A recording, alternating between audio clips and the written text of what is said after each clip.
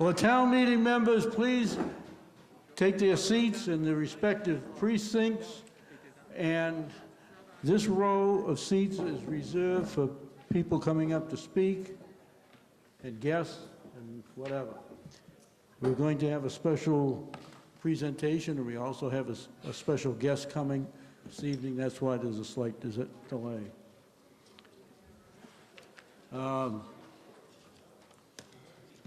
We'll take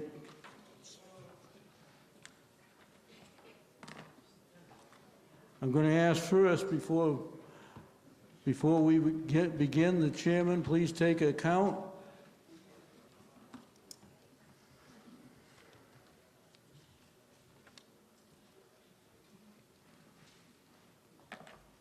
Nice, everybody asks. I tell everybody else be prepared, and I don't bring a pencil. Precinct 1, 15. Precinct 2. Precinct 3. 15.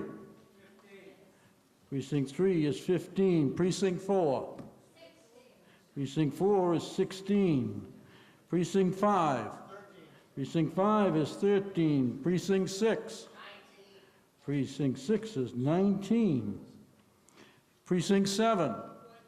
Precinct 7 is 14. Precinct 8. 10. Precinct 8 is 10. There are 122 town meeting members present. A quorum is 78. There are 154 constituted town meeting members for this town meeting. At this time, we'll be presenting the colors.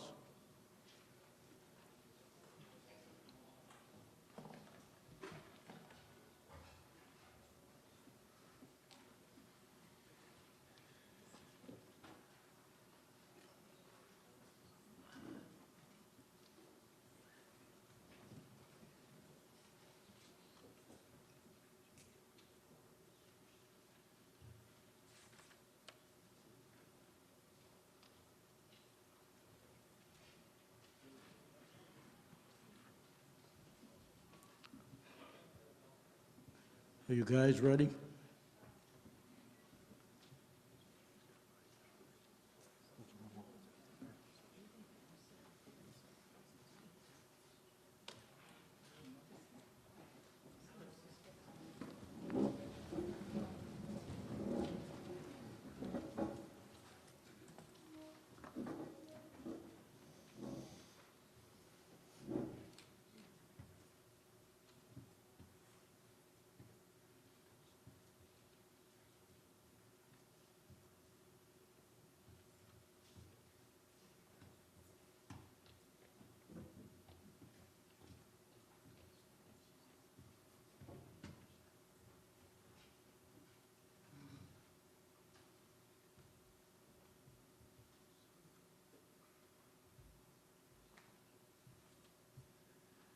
At this time, I'm going to ask our Congressman Stephen Lynch to lead in the Pledge of Allegiance. Thank you. Please take off your caps. Place your right hand over your heart.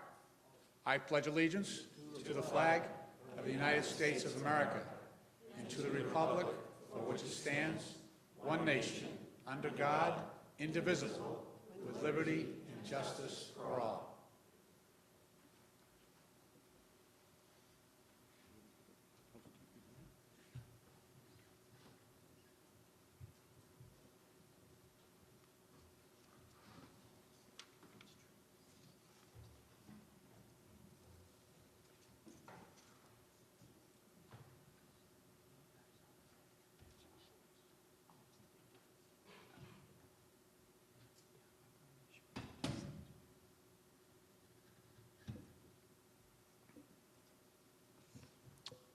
I'd like to thank the Scouts from Troop 516, Brendan Gallagher, David Malik, Charlie Morgan, Brian Tucker, and Billy Campanario, and the Assistant Scoutmaster, Kevin Gallagher, and committee member Arthur Malik, who are representing Troop 516 in Stoughton. And this is really the 99th anniversary of Scouting in Stoughton.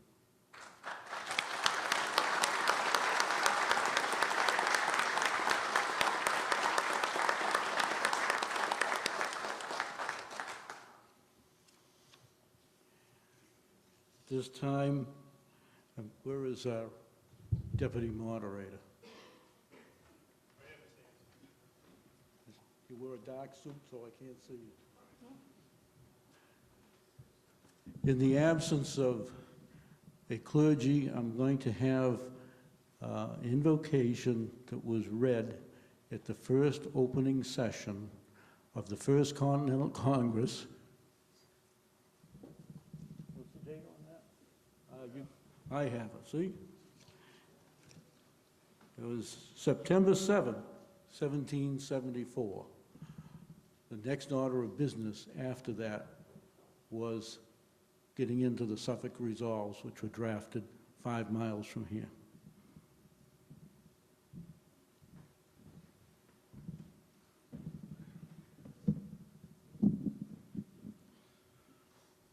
Plead my case, O Lord, with them that strive with me. Fight against them that fight against me. Take hold of shield and buckler, and stand up for mine help. Draw out also the spear, and stop the way against them that persecute me. Say unto my soul, I am thy salvation. Let them be confounded and put to shame that seek after my soul. Let them be turned back and brought to confusion that devise my hurt. Let them be as chaff before the wind. Let the angel of the Lord chase them. Let their way be dark and slippery, and let the angel of the Lord persecute them. For without cause have them bid for me their net in a pit, which without cause they have digged for my soul. Let destruction come upon him at unawares, and let his net that he hath bid catch himself. Into that very destruction let him fail. And my soul shall be joyful in the Lord. It shall rejoice in his salvation. Let them be ashamed and brought to confusion together that rejoice at mine hurt. Let them be clothed with shame and dishonor that magnify themselves against me. Let them shout for joy and be glad that favor my righteousness' cause. Yet let them say continually, let the Lord be magnified, which hath pleasure in the prosperity of his servant. And my tongue shall speak of thy righteousness and of thy praise all the day long.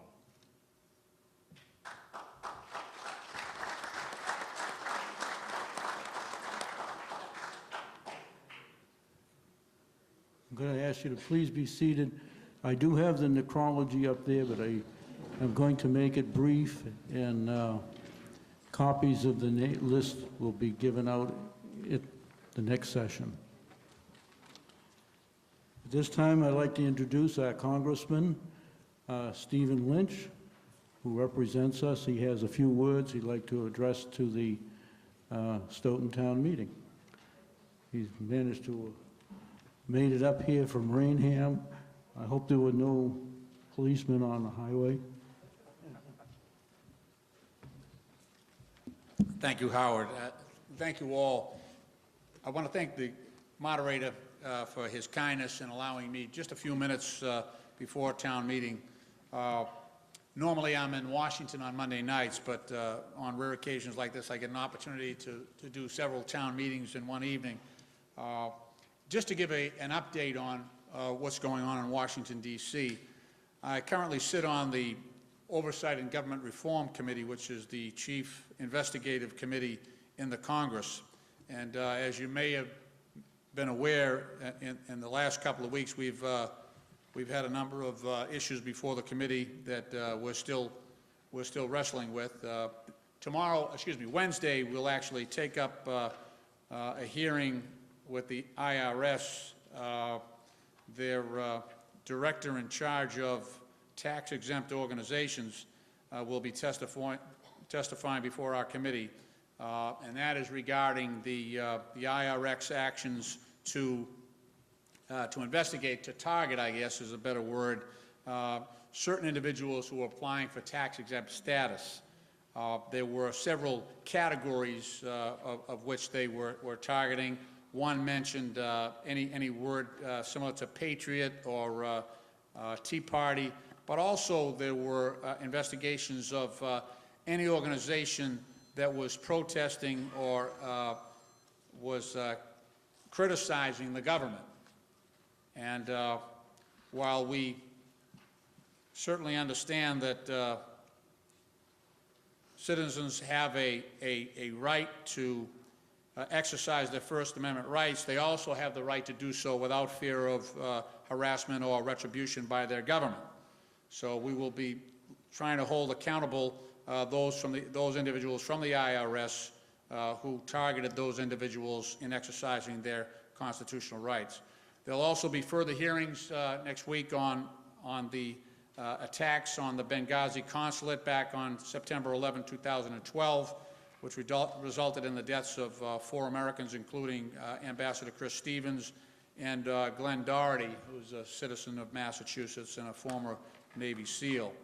Lastly, in terms of the investigations ongoing, there'll be an investigation regarding the Department of Justice subpoenas of about 100 Associated Press reporters regarding possible leaks and connections with the terrorist plot in Yemen. The Department of Justice collected call records from about 100 different reporters, and many of those reporters regarded that as somewhat an intimidation tactic against their work and their rights under the First Amendment. Myself, I have actually asked for hearings on the rising costs of cancer drugs. I don't know if you've been following it, but some of the most successful cancer treatments, pharmaceuticals especially, have experienced a sharp rise in cost. Normally what happens when a drug comes out, it may be somewhat expensive when it first comes out. In this case, these cancer treatments were about $30,000 a year, which is expensive.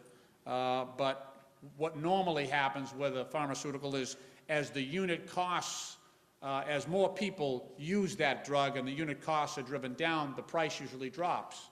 Well, what we're finding out with these cancer drugs, some of them very, very successful, not only life-extending but life-saving pharmaceuticals, they have gone up about 300% in the last several years. So you have drugs that went out on the market at a cost of about $30,000 a year for a year-long prescription, and now it's $100,000 or $120,000 for that same prescription. So we're going to have some hearings on that to find out what's driving those costs. One of the factors that we're looking at is so-called pay-for-delay tactics. These agreements between a pharmaceutical company with a generic pharmaceutical company is an agreement that they won't bring the generic onto the market, so that the lower cost drug never arrives in the market, that they pay, the drug company that's charging the high prices is actually paying a generic company not to bring their product to market. So it's, last year we estimated that it cost American taxpayers about $3.5 billion annually. Not just taxpayers, but those who have to pay for their pharmaceuticals. So these life-saving drugs must be affordable, and we must be able to ensure that the pharmaceutical company profits do not come at the expense of the American taxpayer.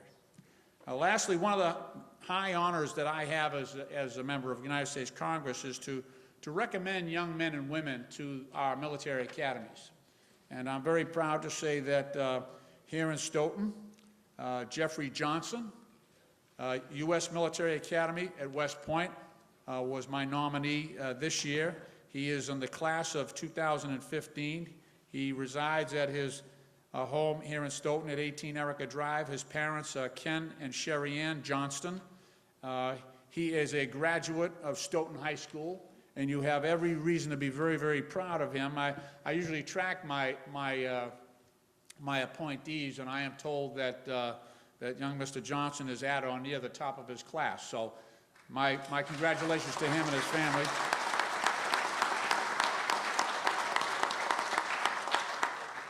And lastly, I was recently a candidate for the United States Senate, and while I was not successful in my race, I was very, very successful in the town of Stoughton. So I want to thank you. I want to thank you for your kindness and your support. And I'll just relay a conversation I had with my daughter at the start of that race. I said, darling, you know, Victoria, I said, at the end of this race, either something fantastic is going to happen or something really great is going to happen. I said, either I'm going to be a freshman member of the United States Senate, or I'm going to be the congressman from the 8th Congressional District, representing 3 cities and also 18 towns, including the town of Stoughton. So I just want you to know that I continue to be enormously privileged and honored to represent the town of Stoughton in the United States Congress. God bless the town of Stoughton. Thank you so much for participating in town meeting, and God bless the United States of America. Thank you.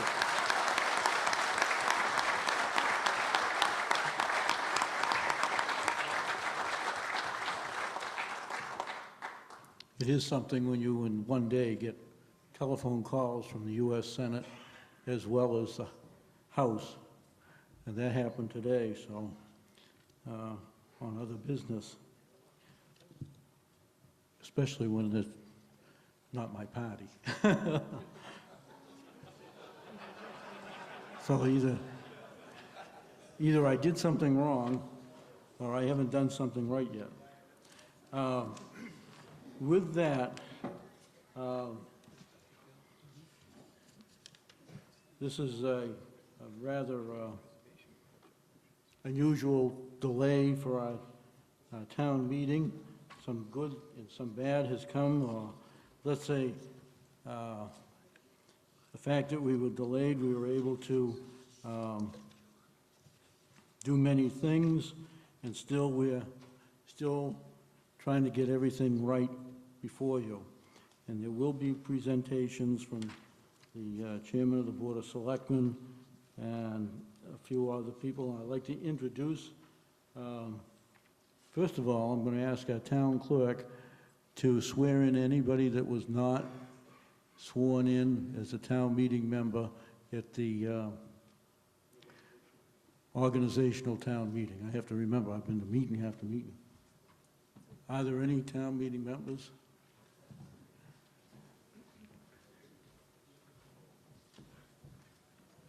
If you could raise your right hand, repeat after me. I state your name.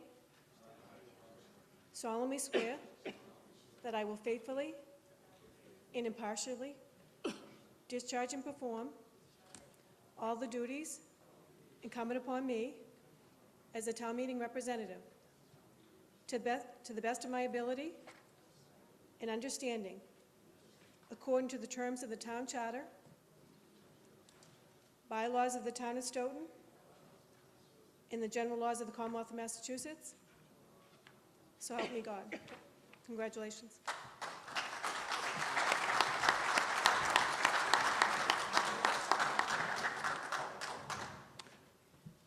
Now, do I have any other distinguished guests? At this time, we do have some new people to be introduced at the front table. I'm beginning with newly appointed town manager, Michael Hartman.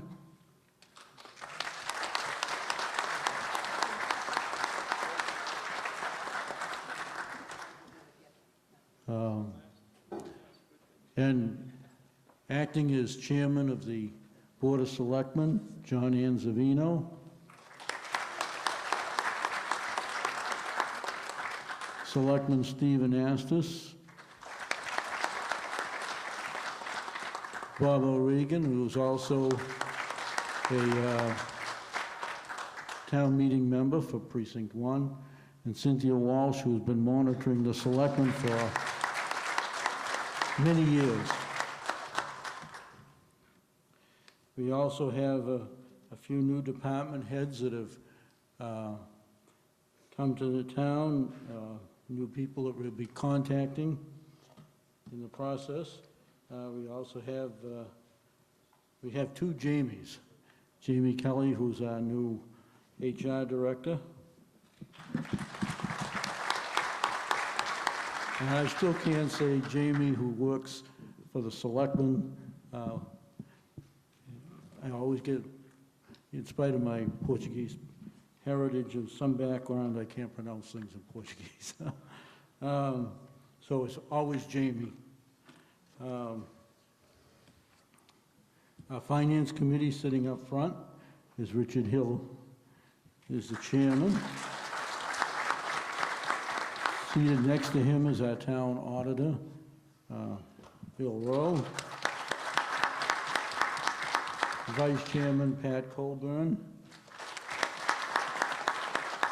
And I almost forget, you always know who's right behind you.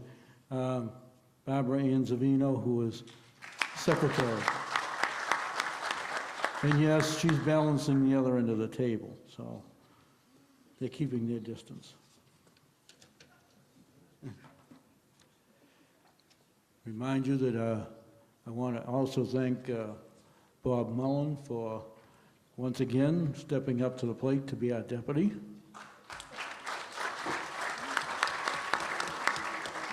All he needed was a robe, and I would have been satisfied. He could have did very well. Thank you. I do have some announcements, and I'm just going to shortly summarize. Remember that these sections here are reserved for town meeting members only by their precincts. And if you are not a town meeting member, you're welcome to sit up back or over in that section where many of the department heads are seated. They finally have moved down from the back. We got something a little different. As a result of many of the requests and conversation over the past year, we have refreshments right out in the lobby. So if you need to get a cup of coffee without interrupting the meeting, you're welcome to go outside. It's still the honor system.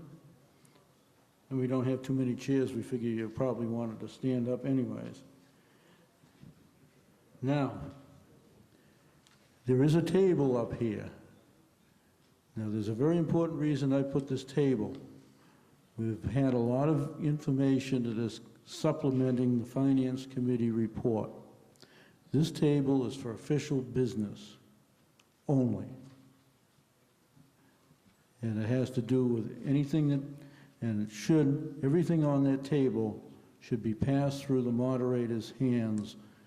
That is one of the reasons, one, that last year I announced there would be a 30-hour ruling before that you would have to submit anything prior to another town meeting.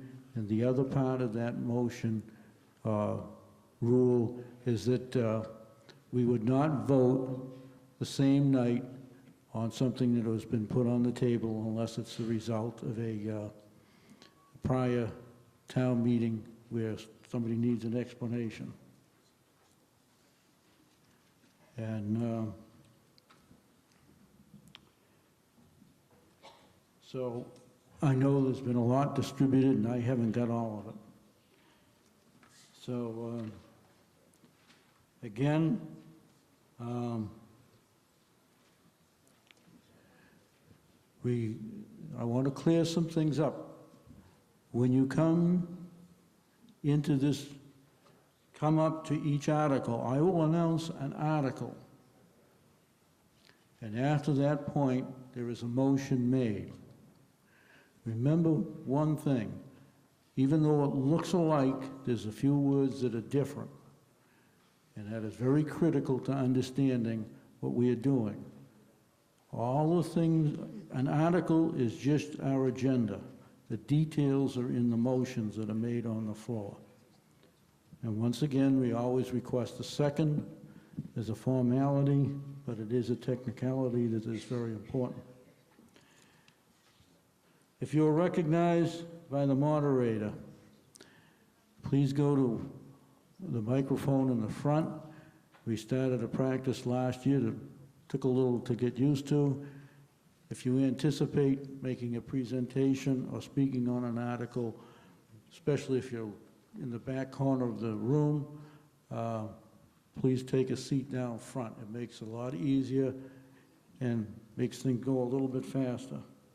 Again, we still have the 10-minute rule, and I know I gave out name tags at the organizational town meeting the other night, and new town meeting members, I'd urge you to put it on. I can't, despite of, I'm supposed to be good at remembering names, I'm also remembering that I'm getting older.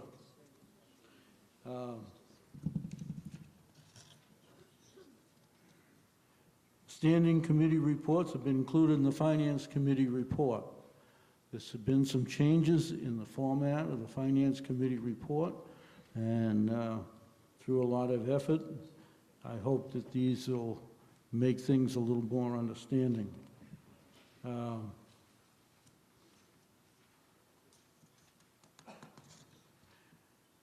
I am not going to read the very lengthy moderator statement of certification, other than the fact that I have reviewed the proceedings and the procedures of the town meeting relative to the membership of town meeting, which I will highlight that this year we are down to 155 members, but I thank all of those people who came to the rescue by putting their name in for a caucus or coming in as a write-in. We're almost up there. Some of the things that are causing this have nothing to do with interest. It's bigger dynamics than that. The warrant was opened and closed in the proper time sequence, and the articles were assigned to the various committees. We have taken track of every single article in the warrant, see this done, and so has been posting. There are a few discrepancies in some of this information regarding advertising and postings. However, they will be pointed out at the proper time. We did have some problems with attendance at public hearings. And I'm going to be very concerned about this, if you have accepted a position on a standing committee, be it known that they're very busy in the month of March. And if you feel that you cannot do that at the time, give your precinct chairman a call regarding participation on the hearings. Make every effort to get your information to you and have the meetings, but a couple of hearings had to be rescheduled because of a lack of quorum. The committee reports were all published in the Finance Committee report, which was delivered and sent to mailing a little over 2 weeks before the beginning of this meeting, which conforms with the charter. And all I need now is a copy of the constable's return from the town clerk, which it is in the warrant, so that's even better. And for the record, I will sign this statement. What is the date on that return? I know you had to reissue the warrant because we advanced the town meeting and election.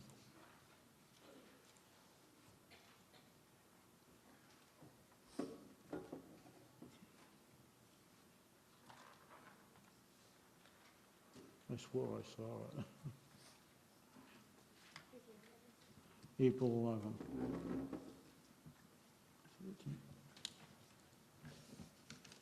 So, we are ready to begin some of the proceedings. I made a notation that one of our town meeting members has asked us to take a moment of silence for the victims of the Oklahoma tornadoes that have been going through that area. It seems like we just had a tornado set down in Stoughton less than a week ago. So I'm going to ask for a moment of silence.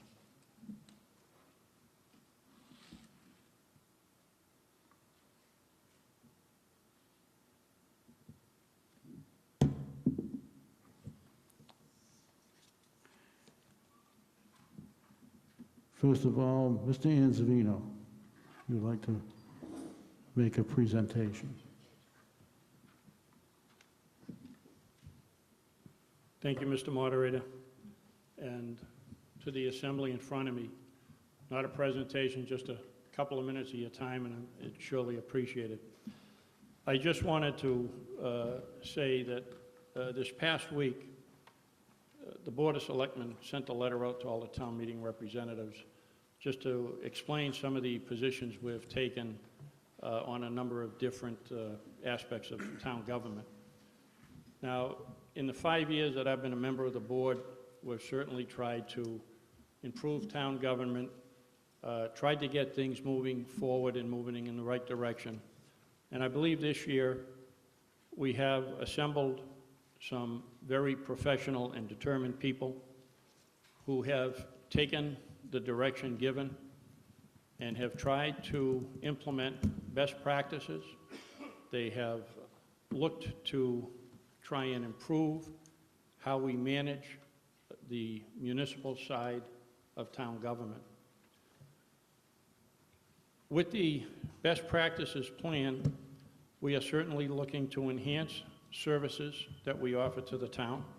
We are looking to conserve public monies, treat our employees fairly, and ensure that we are in compliance with the various laws and regulations that we fall under. We are trying to standardize the different procedures across all town departments so that things are administered fairly.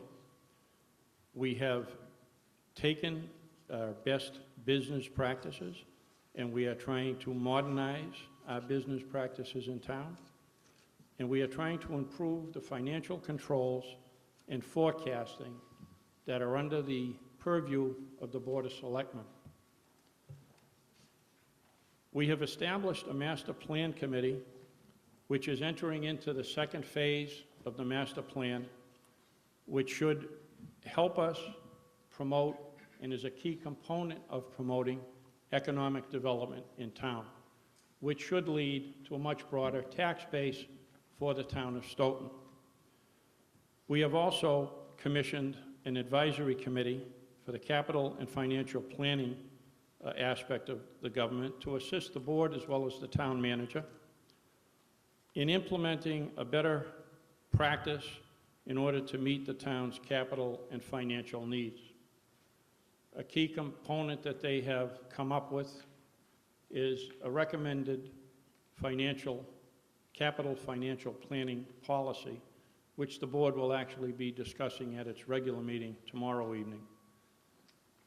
One of the key components they are looking at, which would actually assist with the number of articles you see here at town meeting, is to try and define what a capital expenditure should be as opposed to what an item of budgetary means should be.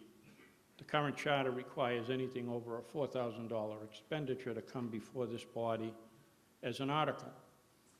As we move forward also looking at the charter, and if we can make certain changes in some bylaws, we may be able to cut back on the articles while still allowing town meeting and the finance committee the ability to look at the money being spent within the budget on items that are now having to be presented as capital items. So hopefully that would help move town meeting along a little better. Earlier this year, we had both executive bodies from the educational and municipal side of town meet together at facilitated meetings to discuss some high-level strategies and techniques of bargaining, financial planning, and express our concerns that we each face in our own unique way on the educational side and the municipal side.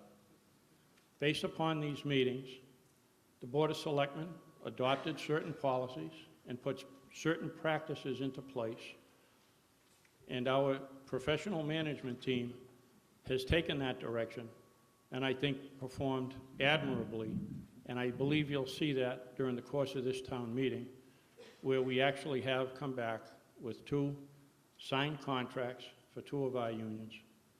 And we have taken the position with our non-bargaining unit personnel to look at funding for their raises as such for the year.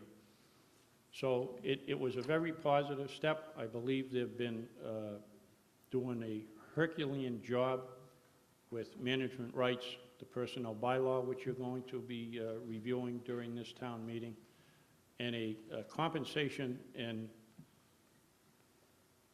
classification, thank you, the word went right out of my mind, a classification plan that would be applied right across the municipal departments, trying to level things off so that you knew what you were looking at when you looked at a title, that was it across the town. They've done a very admirable job, in my opinion, and I hope that you have taken the time to read the letter. I hope that you come to some of the same conclusions that we have by putting the letter out and some of the actions that we hope to take during this town meeting. I know we had some late joining members of town meeting, so if you did not get this letter, please let me know. I do have extra copies that I can give to you. And to close on this little statement is the Board of Selectmen will be meeting Wednesday at 6:45. It's scheduled for B206, but if it's locked as it was tonight, we'll probably move across the hall to B205, but we'll have signs up. And the purpose of that meeting is to address any questions or concerns you may have on the letter that we did put out. So I just ask you, if you do have any questions, please come Wednesday night a little early. We'll be there at 6:45, and that's the whole purpose of the meeting, is just to answer any of your questions. I thank the moderator. I thank you for all your patience in listening to this little talk, and hopefully we can move town meeting along. I'm going to say 5 nights, but that's just me. Thank you.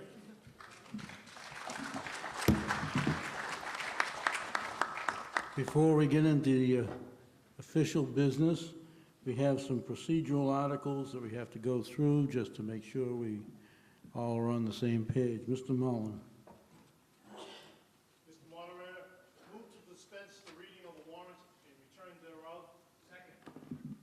All those in favor say aye. Aye. All those opposed, motion carries.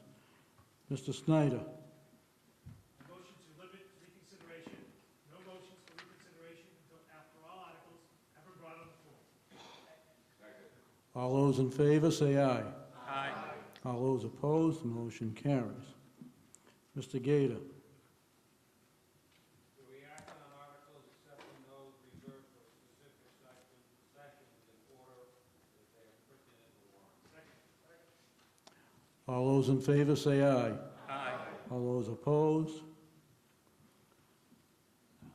Mrs. Gito. I move that there be no motion for reconsideration of the budget amount until all departments have been heard. All those in favor say aye. Aye. All those opposed? No. Motion carries. Mr. Margolis. Item 6.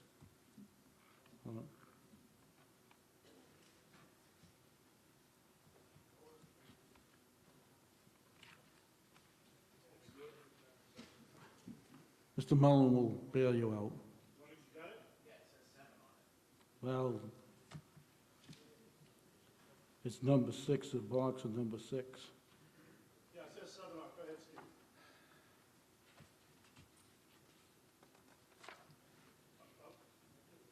Mr. Moderator, move to table Article 2 until after Articles 3 through 80 have been brought to the floor. All those in favor? Aye. All those opposed? All right, I just got to indicate that has been done. Mrs. Stetson. This is a new, I move that no amendments or substitute motions for an article will be brought on the floor in the same session as delivered in writing to all the town meeting members, except by a motion to suspend the rules of order or in its final session of the town meeting. Further, that any proposal of proposed amendments or substitute motions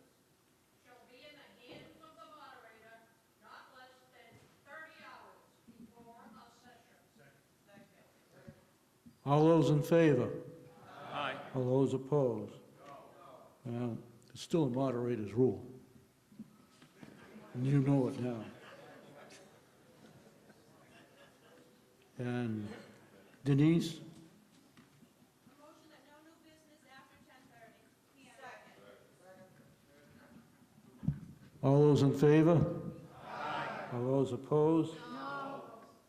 Well, you want to stay longer? Well, we might. They'll have to turn the AC on then.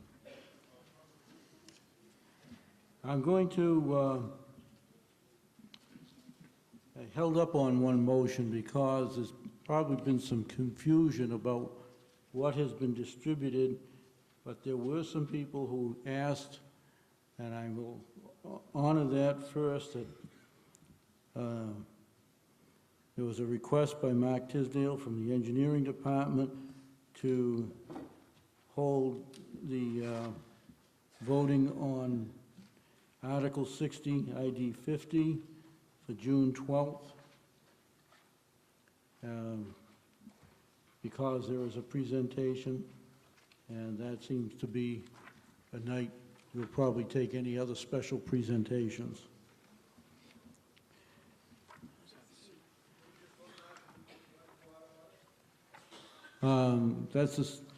That is a request. Which article? Article 60, ID 50. We instituted a program a couple of years ago that says if you're going to do it, you got to do it tonight. We don't want to keep moving things ahead. Delayed till June what? June 12th, Article 60.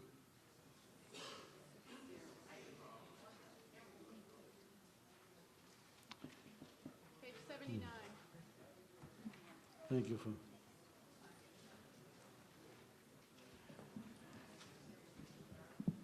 There's been a request by the Planning Board for Article 33, ID 81,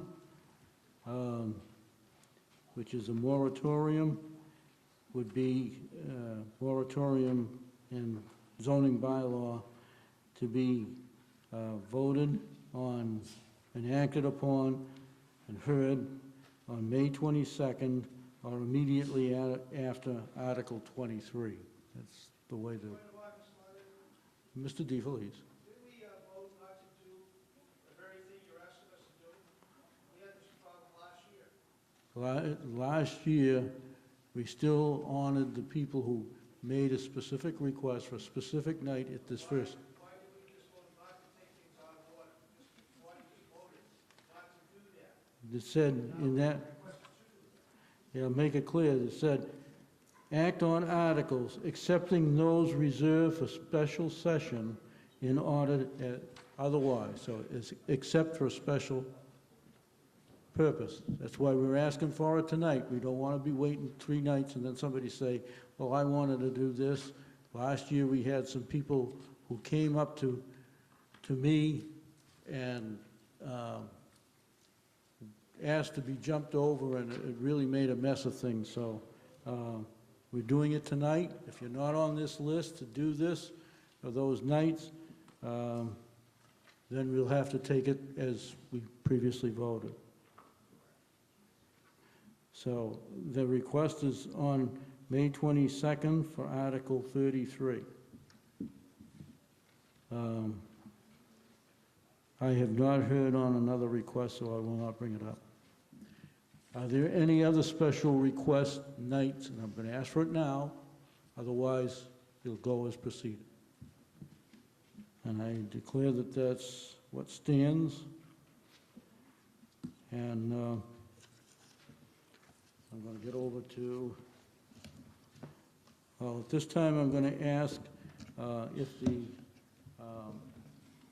chairman of the Finance Committee wishes to make any presentation or comments on the entire process that you went through. I'm just leaving this open. I had asked the moderator if I could do a presentation on the debt which I'll be doing on Wednesday. I generally would try to get that in before the Article 10. But just to make a couple of comments, the overall process this year went pretty smoothly. You're going to notice a number of changes in your book. We tried to make it more user-friendly. So now you can, it's got a spiral-bound binder, so now you can open the thing up and fold it over. All the pages are numbered. The articles are separated by bars and lines.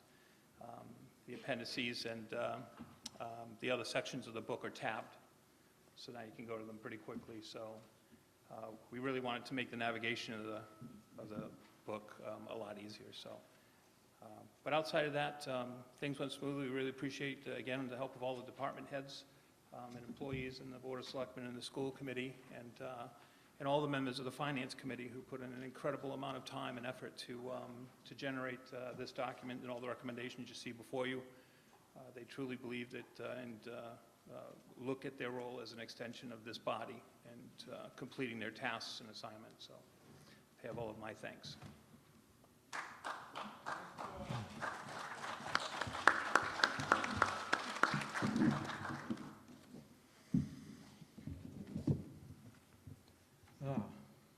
I get a bigger book and it don't fit on the podium. Okay, Article 2 has been tabled. Article 3, Mr. Hill.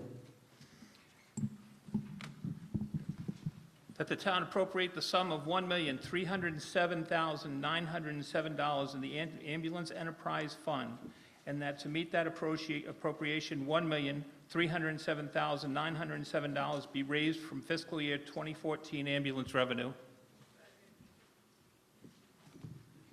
And for reference, the breakdown is on page 96. Is there any questions? If not, all those in favor say aye. Aye. All those opposed? I'm going to declare it was unanimous. A voice vote. 834.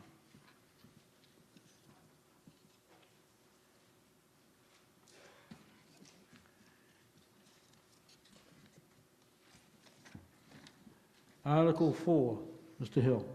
That the town vote to appropriate the sum of $223,683 in the Cedar Hill Golf Course Enterprise Fund, and to meet this appropriation, $216,414 be raised from the fiscal year 2014 Cedar Hill Golf Course revenue, and $7,269 be transferred from Cedar Hill Fund retained earnings. Any discussion? There being no discussion, all those in favor say aye. Aye. All those opposed? Motion carries.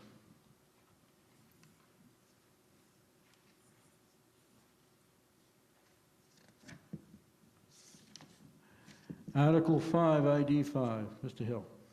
That the town vote to appropriate the sum of $935,277 in the Public Health Enterprise Fund, and then to meet this appropriation, $546,534 be raised from the fiscal year 2014 public health revenue, and $388,743 be transferred from the Public Health Fund retained earnings.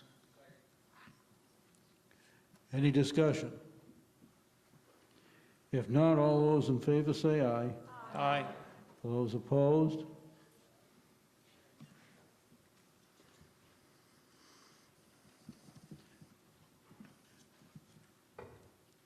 Motion carries. Now, we get to page 99 and 100. Article 6, Mr. Hill. That the town vote to appropriate the sum of $6,262,694 in the Sewer Enterprise Fund, and to meet this appropriation, $6,084,168 be raised from fiscal year 2014 sewer revenue, and that $178,526 be transferred from the sewer fund retained earnings. Any discussion? If not, all those in favor say aye. Aye. All those opposed? The motion is carried.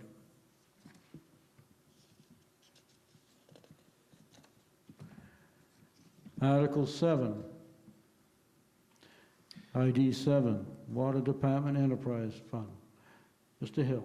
That the town vote to appropriate the sum of $5,055,713 in the Water Enterprise Fund, and to meet this appropriation, $4,793,568 be raised from fiscal year 2014 water revenue, and $262,145 be transferred from water fund retained earnings.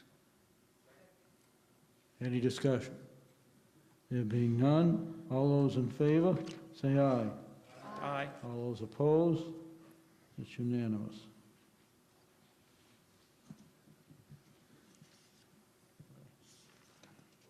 Now, if the rest of it all goes this fast. Article 8, I'm going to make a request here. There is also an amendment to this revolving fund account table addressed in Article 9. Is this now combined in the recommendation that is put forth by the Finance Committee? Well, we voted on them separately. One amends the other? Yes. Okay. And you don't mind, have any problem with doing one first and then sticking it on? No problem. Okay. On Article 8, ID 8, That the town vote to reauthorize the use of the revolving fund accounts as authorized under the provisions of Mass General Law, Chapter 44, Section 53E and a half, for the Council on Aging, the Recreation Department, Geographic Information Systems, GIS, Stoughton Community Events Committee, the Stoughton Youth Commission, the Conservation Commission, the Board of Health, Hazardous Waste Material Control Bylaw, to include continuous training and education, purchase of reference materials, equipment purchase, training, and operating expenses to maintain the proper tools to use on the site inspections, such as the PID photoionization detector, the sampling and testing of soil, surface water, groundwater, and air in accordance with the monitoring for emission levels of hazardous substances, performing inspections of food service establishments, funding for the salaries and benefits of staff to perform inspections and testing, and the Department of Public Works Stormwater Management and Compost BIM program, all in accordance with the chart for this article as printed in the appendix. any discussion? If not, all those in favor say aye. All, do I have somebody that? Then I'm not listening to, Mrs. Bronson, will you please come to the microphone, identify yourself, and this is strictly on what is in the revolving fund accounts.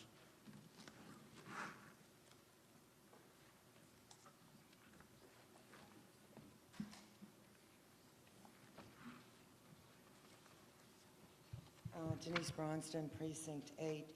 I'd like to remove Geographic Information Systems from this. That's it. What does that consist of? The Geographic Information Systems, to remove, omit that? To omit Geographic Information Systems from this article. She did. Please stand there for a minute, and then I'll give you a chance to explain why you want to make that. Now, I'll remind you that this is a negative motion, which means you're bringing this up for discussion. So the vote will be taken on the basis of a separate vote, whether this is to be included or not. So when you vote yes, it will mean it be in there. If you vote no, it will not. Okay? Do you have a question, or do you want to make a presentation of why you want to? I think this kind of technology can be dangerous to our expectation of privacy. Other than going on and on and on tonight, you know, we have to be careful of the kind of technology that we put into public systems that are going to impact our privacy. The laws will end up changing. This will interfere with our yards,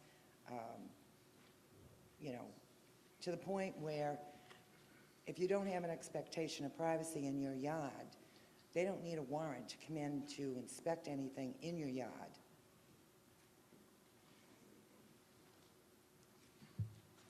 It's a dangerous technology going forward. Okay. Is there any further discussion on that? Mr. DeFelice?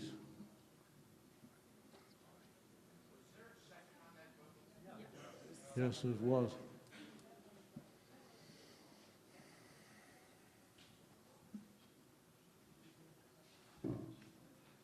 I'd like to back the maker of that motion. She's right, there's so much technology now that they can drive up and down the street, virtually look into your house, they can fly over your house. How much information should we be providing the government at any level? Look what's going on in Washington right now. Look what's going on with the IRS. Look what they're doing with the information they're gathering. I don't know if you've had the pleasure of reading George Orwell's book, 1984, but this is a very Orwellian situation, and we're just going like sheep and allowing these things to happen. There's no need for people to be virtually spying on us, but they'll tell you anything we see or hear or whatever will be held in strict confidence. Right. We know how that goes. And again, you're seeing it in Washington right now with all these various hearings that are going on. So I think that the maker of the motion, she has a good point. Protect your privacy, because you know every time we do one of these, we lose a little bit more of our privacy. Thank you. Mr. Snyder?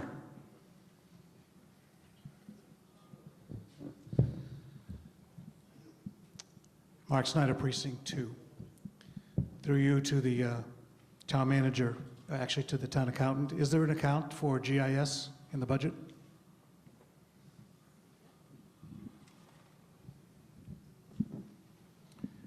In the budget itself, the engineering budget, I believe, has a line item for GIS.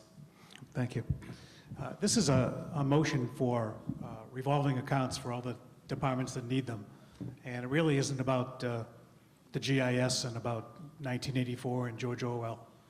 It's really about the departments that need supplementary income, and they get it through these revolving accounts. So if they want to, you know, talk about 1984 and cameras everywhere and Big Brother, maybe you can wait for the budget to do that. Thank you.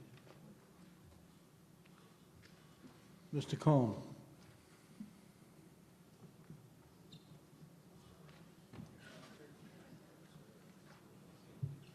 If I'm not mistaken, that's to take an aerial view that we've done for 20 years.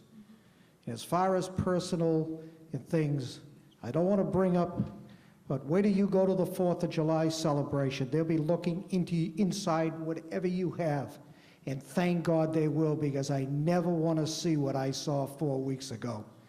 And if it means a little extra, or we have to do a little extra, amen. I never want to see a marathon of this magnitude ever happen again. Mr. Coleman? Eric Coleman, Precinct 5. Could we hear from engineering exactly what this technology is and what it does? Mr. Feehan? Thank you.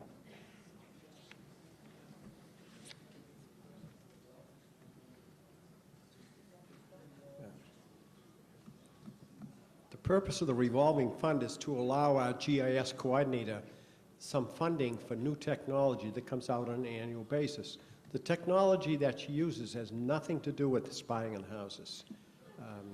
This is something that really I've never heard of, but the only thing, if anybody has questions, they can always come in the office, talk to our GIS person. She'll show you what capabilities we have, and the only thing we have are the ability to look and see if there's a house on your lot, is there a garage, and everything is from a vertical perspective. No spying in the house, no listening.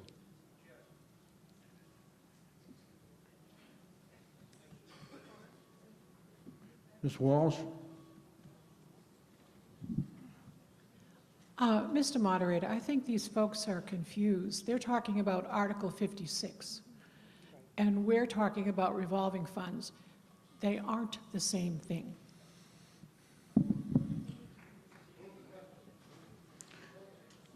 Now, the question was to take, Mr. Murphy. Mr. Alex had his hand up.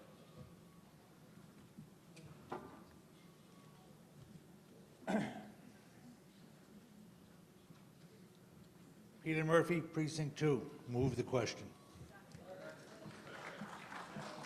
On the motion to cut off debate, and this is only to vote separately on the funding of the GIS revolving fund account in the amount of $15,000 as described on page 165.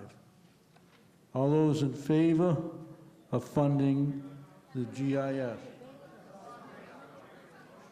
This is just on voting on the, Cutting off debate. all those, you're cutting in favor of cutting off debate, say aye. Aye. All right. I get it one step ahead. All right. What's the question now?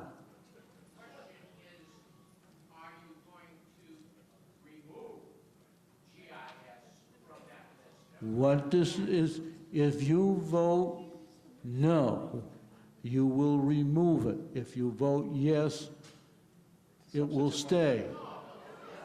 Now, let me explain this again. This has got, Mr. Gito, I will explain it because you have a very valid question.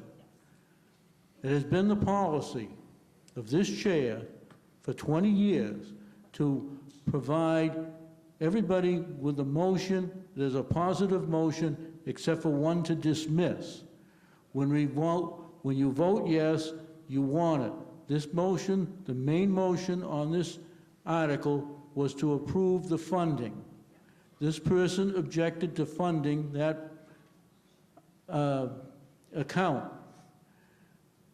Therefore, if you wanted to stay in, vote yes.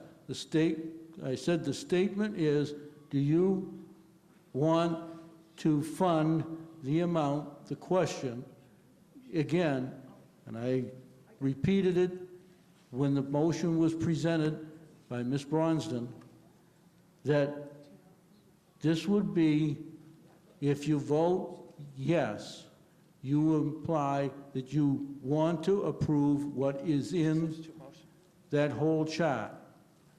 That's so that you know we don't have two different things going on here. So I'll repeat it. If you approve of the $15,000 funding to the GIS system, then vote yes. If you do not want that, then vote no. If it's necessary, I will take a standing count. However, I will rely on a voice vote. All right, is everybody clear? Mr. Guerin, the question was made on a point of order. Is this in regard to that point of order? Thank you, Mr. Moderator. Jim Guerin, Precinct 6. The way I heard the question posed was, I want this GIS revolving account removed. It seems to me that if you vote yes, you are going to vote to remove it. If you vote no, you're voting not to remove it. Let me explain this again. I am no longer accepting negative motions. I don't do that except for a motion to dismiss, because this is what leads people to get, and things to get recorded wrong when they're done on the floor. Ms. Bronson, this is her first appearance at this town meeting, so we have to give her a little bit that she has to understand the procedures. So again, I reminded her that I will make this a motion to take a separate vote on the GIS system funding in the revolving fund account. It's a separate vote. Everything else seems to be approved. But now we will take a separate vote because there's been a challenge on that one item. All those in favor of funding the GIS system in the amount of $15,000 through the revolving fund account? All those in favor say aye. Aye. All those opposed? No. I will declare it a vote that remains as is. On the whole, is there any further discussion? I heard somebody anybody want to cut off debate on the rest of this whole thing? All right, that's a motion to cut off debate. All those in favor of cutting off debate on Article 8, ID 8? Aye. All right. Now on the whole, all those in favor of the revolving fund accounts as printed in the warrant? All those in favor say aye. Aye. All those opposed? I declare it unanimous. And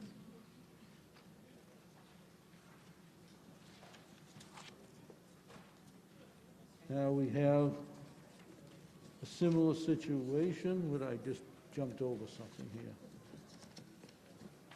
Article 9 is a modification in the revolving fund account for the Council on Aging. Mr. Hill, Article 9, ID 74. That the town vote to modify the use of the Council on Aging revolving fund to include the ability to accept transportation fees and spend revolving funds on any transportation-related items, which includes the following: part-time drivers, wages, gasoline, vehicle maintenance, repairs and parts, dispatch, and all related equipment. Is there any discussion? There being no discussion, all those in favor, say aye. Aye. All those opposed, motion carries unanimous.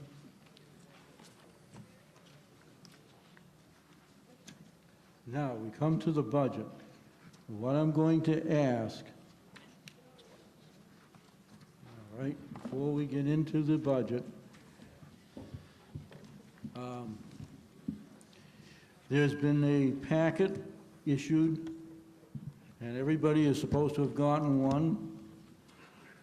It says on the front, memorandum to me, has changes in the various line items in the budget which have come about since the Finance Committee report was published.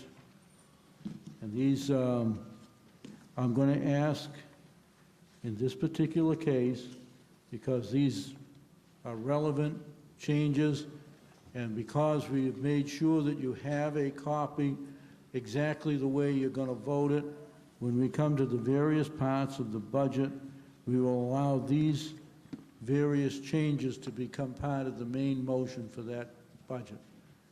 So, but I'm going to ask the consent of the meeting for a motion to suspend the rules of order on this particular case so we can proceed with doing the budget. All those in favor? Aye. All those opposed? The motion carries. We suspended the rules. These are now part of your official document for the budget.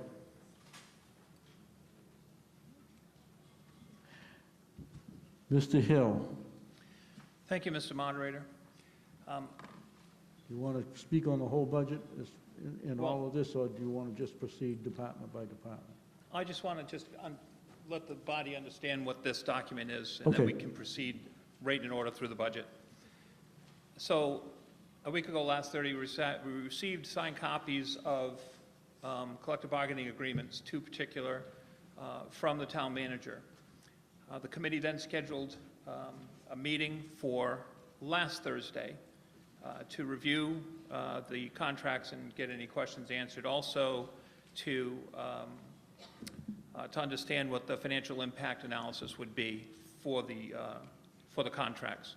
So based on the information provided, the Finance Committee went in to make some adjustments to its recommendations in order to expedite the process on the town floor.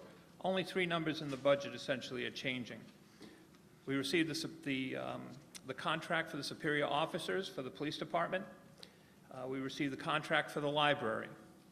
The Finance Committee had originally recommended that there be no adjustments built into the budget because there were no signed or approved contracts at that point. We took all the raises out of the budget, which is our practice, and moved it to the Selectmen's Reserve for collective bargaining agreements. Because they had arrived at conclusion on 2 budgets, on 2 agreements, collective bargaining agreements, we voted to reopen those 2 departments in addition to the Selectmen's budgets and reallocate those monies and then close them out again. The result also was for a funding of Article 23, which is for employees not in collective bargaining. So that's the ramifications of the document in front of you. Essentially, 3 numbers have changed. We funded Article 23. There's a lot of backup here. What we did was reproduce the page from the police budget with the changes, the page from the library budget with the changes, the page in the selectmen's budget with the changes. And then we also updated the page 27 in your book, which is the Article 10 budget cover page, which we generally will vote on at the end of the budget, which talks about where all of the revenue will be coming from to fund the budget. The last page is an updated revenue sheet that I'd asked our town accountant to create for the Finance Committee with the adjustments in it so that it was current and in balance, as we want to make sure that this is always in balance. So any surpluses that we had come up with during the course of the budgeting process, we have voted to move those monies, transfer those funds to the new stabilization account for buildings, which is Article 79, should that account be voted to be approved and enacted. And that's it. So I think we can just move pretty quickly from here. Okay. On the main motion, which I want you to read, which is on your handout, Mr. Hill, Article 10, ID 9, it says on the bottom, as of May 20, 2013, so that we have this officially into the record. That the town vote to appropriate the sum of $75,721,448 for the maintenance and support of several departments of the town, and that such sum be expended only for the purposes described, and further that to meet this appropriation, $73,021,709 be raised. $1,049,168 be transferred from free cash. $38,110 be transferred from Title V receipts reserved for appropriation. $50,330 be transferred from ambulance fund retained earnings. $363,093 be transferred from FY 2014 ambulance revenue. $43,449 be transferred from Cedar Hill Fund retained earnings. $261,257 be transferred from the Public Health Fund retained earnings. $337,575 be transferred from Sewer Fund retained earnings. $556,757 be transferred from Water Fund retained earnings. $75,721,448 total. Okay.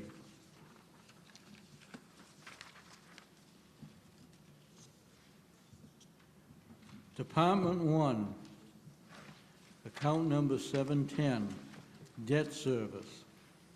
The amount of money? $3,743,177.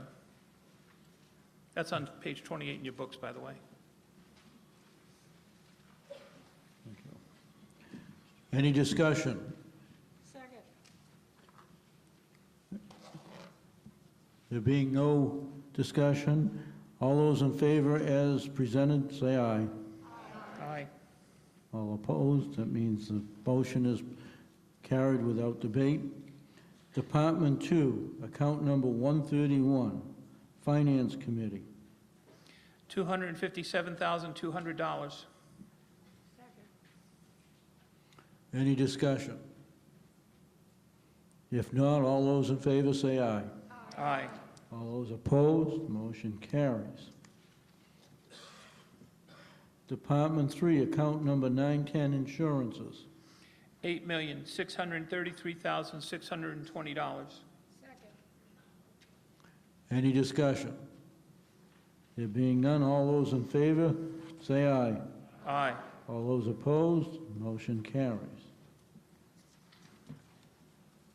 Department 4, account number 125, MBTA. Zero. Anybody got to argue over that one?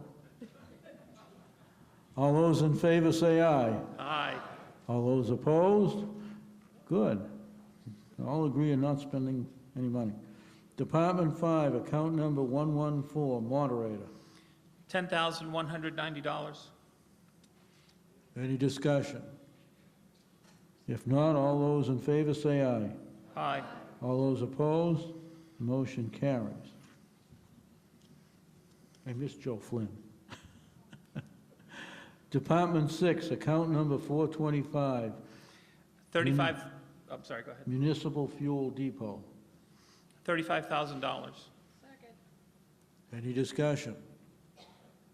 If not, all those in favor say aye. Aye. All those opposed, motion carries. Department 7, account number 911, retirement and pensions. $3,389,611. Any discussion?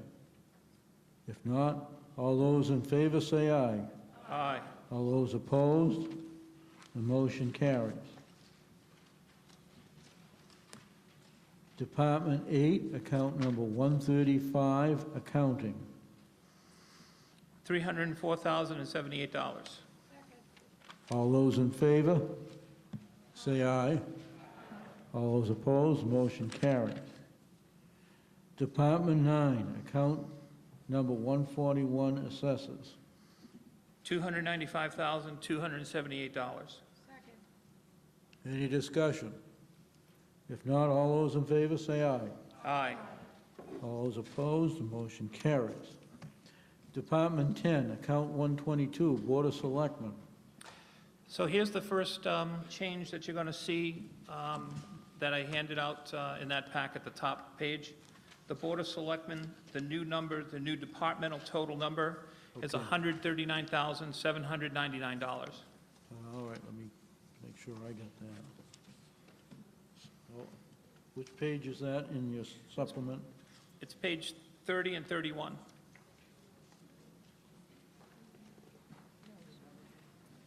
I meant on the flyer.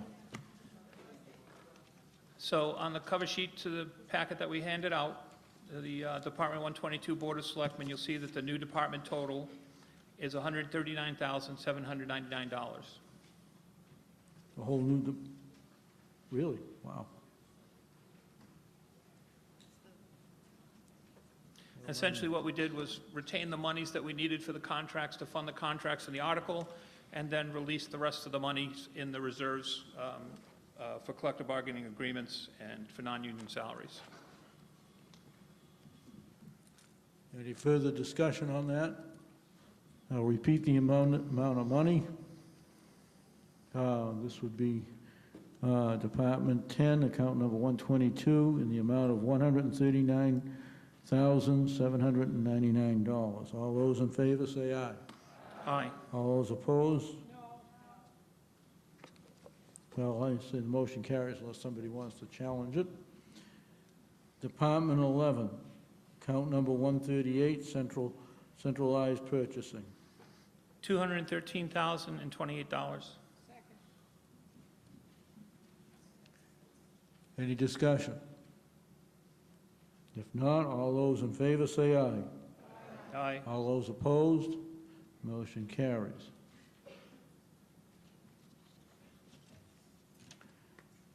Department 12, account number 162, elections. $26,600. Any discussion? If not, all those in favor say aye. Aye. All those opposed? Motion carries. Department 13, account 152, Human Resources. $85,491. Any discussion? If not, all those in favor say aye. Aye. All those opposed, the motion carries. Department 14, account number 155, Information Systems. $251,962. Any discussion? Mr. Mullin?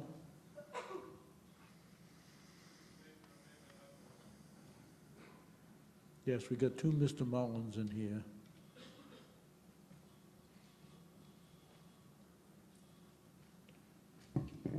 Bob Mullen, Precinct 2. Just for clarification, is this a new department? This has been around? No, this is the IT department, this is the town's portion of the IT cost for the IT department for the town, which is run out of the school system. So are we adding a new position here? No, no new position, no bodies or anything?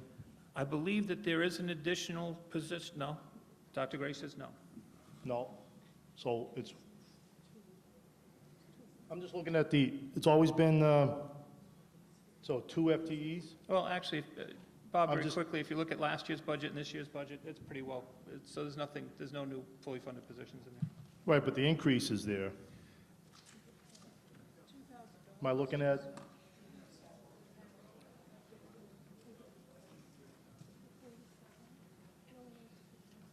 Okay. All right, I'll withdraw my objection, thanks. Any further discussion? On the motion for $251,962 for the information systems for the town side of the budget, all those in favor say aye. Aye. All those opposed? It's voted.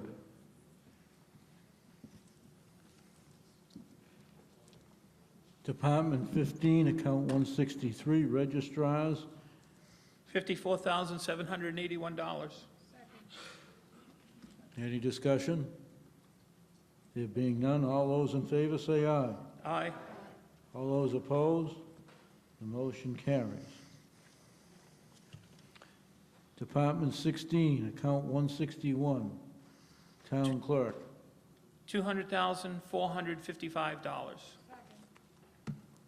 Any discussion? If not, all those in favor say aye. Aye. All those opposed? The motion carries.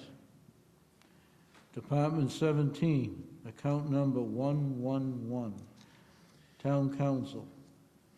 $354,000. Any discussion? There being none, all those in favor say aye. Aye. All those opposed? The motion carries. Department 18, account number 159, townhouse. $430,963. Any discussion?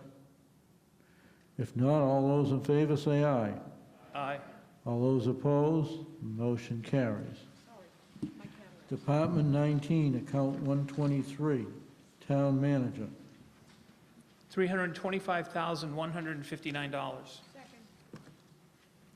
Any discussion? If not, all those in favor say aye. Aye. All those opposed? The motion carries. Department 20, account number 145, treasurer collector. $551,379. Any discussion? There being none, all those in favor say aye. Aye. All those opposed? The motion carries. Department 21, account number 913, unemployment compensation. $35,000. Any discussion?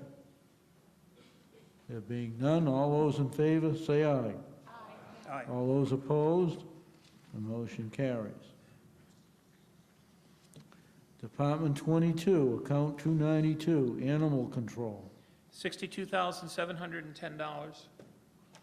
Any discussion? All those in favor say aye. Aye. All those opposed, the motion carries. Department 23, account number 211, auxiliary police. $5,163. Any discussion? All those in favor say aye. Aye. All those opposed? No. Department 24, account number 510, Board of Health, $97,613. Any discussion? Mr. Parolin and Mr. Feaster.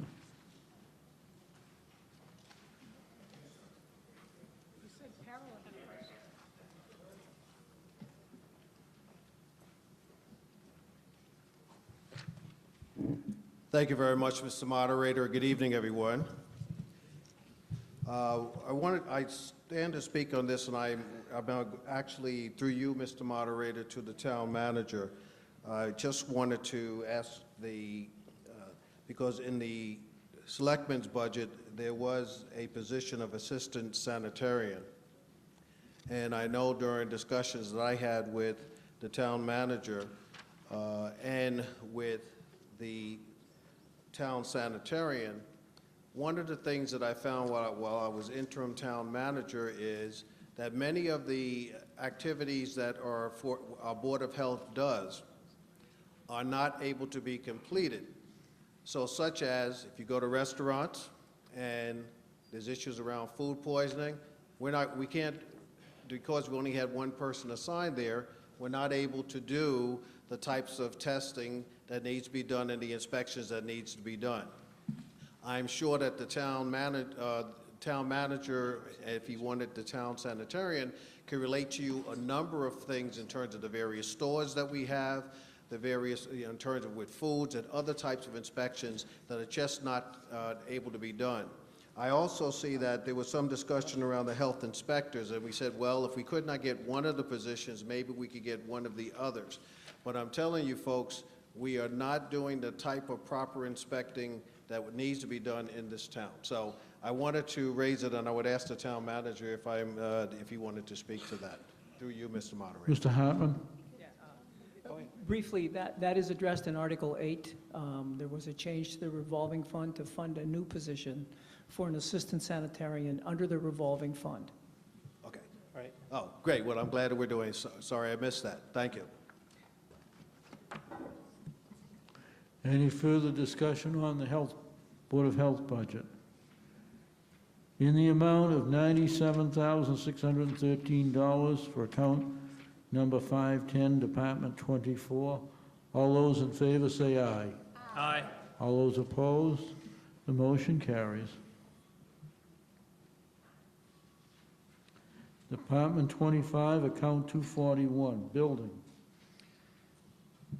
$277,843. Any discussion? Mr. Mullen?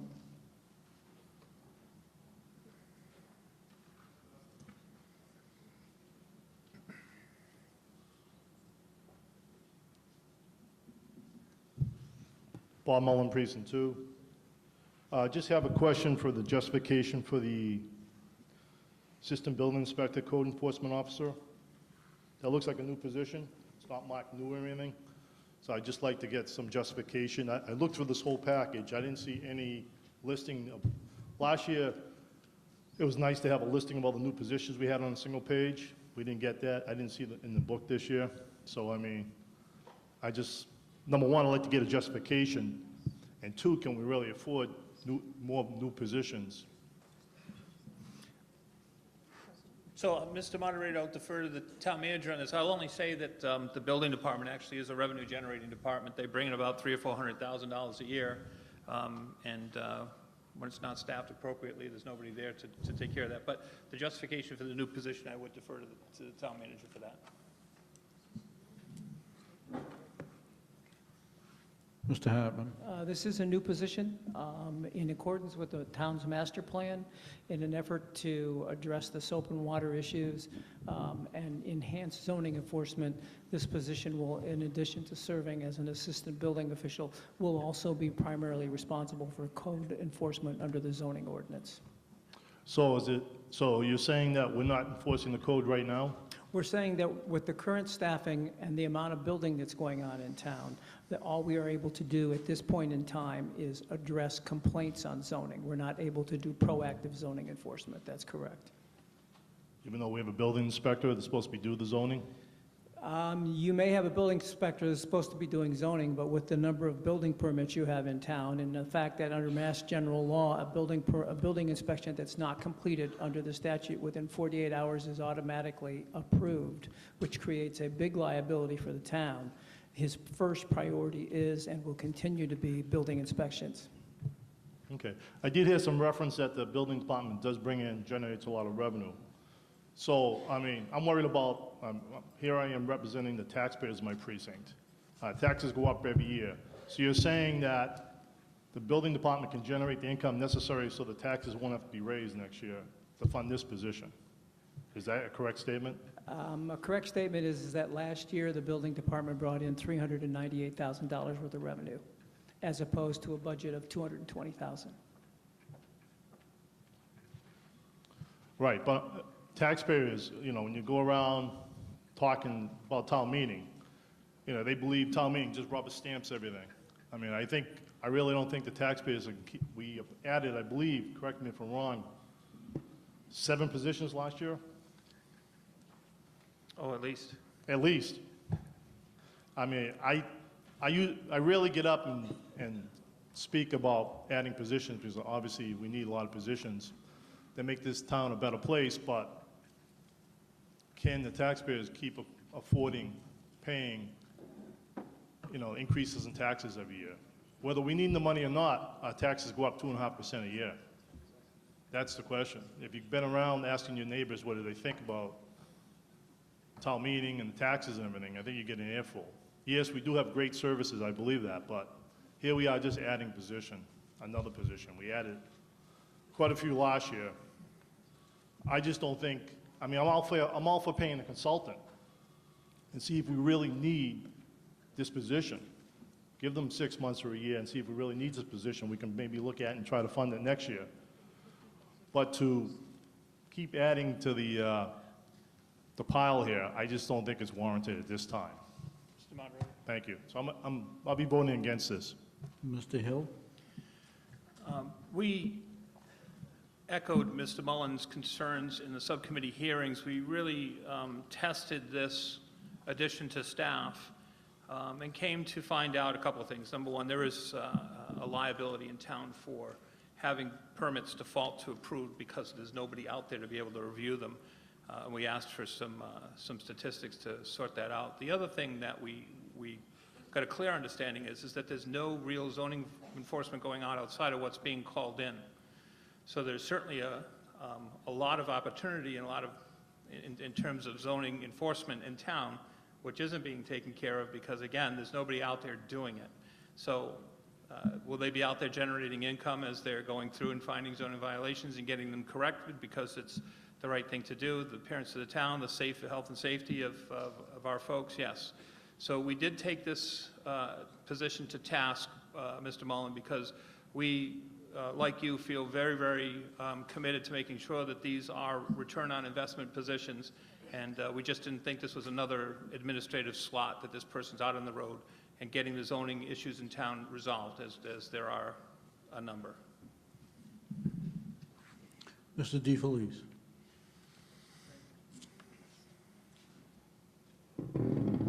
Mr. Moderator, through you to the town manager, could you tell us how many building permits are now going through that office?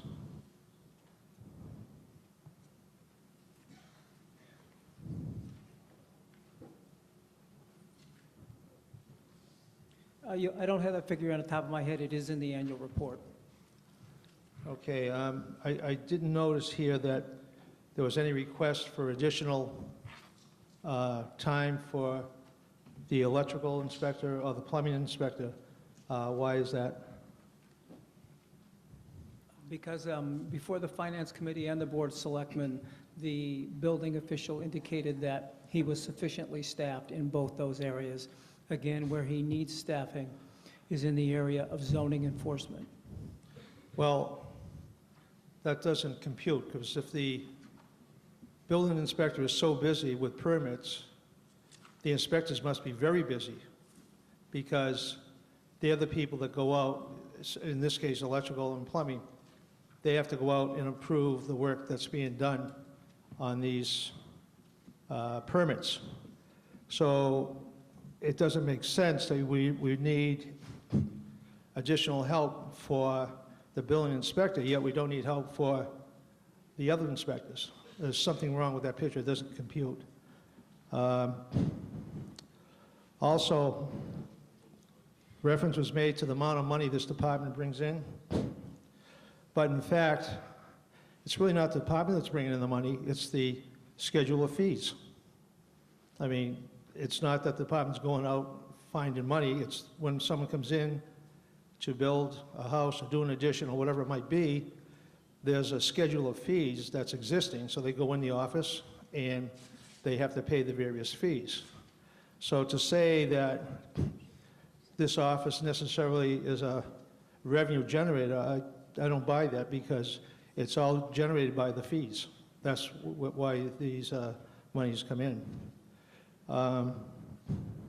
Could you elaborate on that 48-hour rule that was referenced by somebody?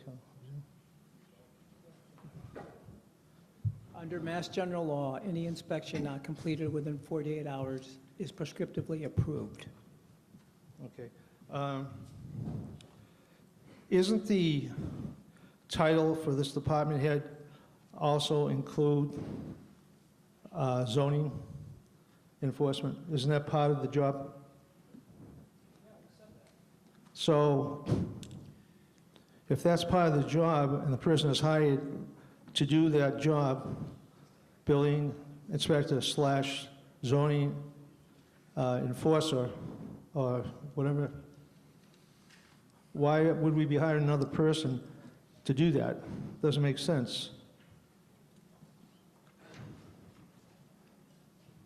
Maybe you should change the title of the job then, or maybe that position should have a lesser salary if you're going to start.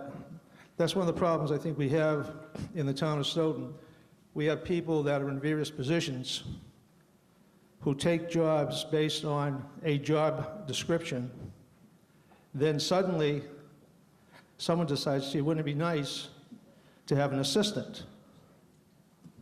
And as a previous speaker mentioned, the taxpayers are going to be just paying for these things that aren't necessary.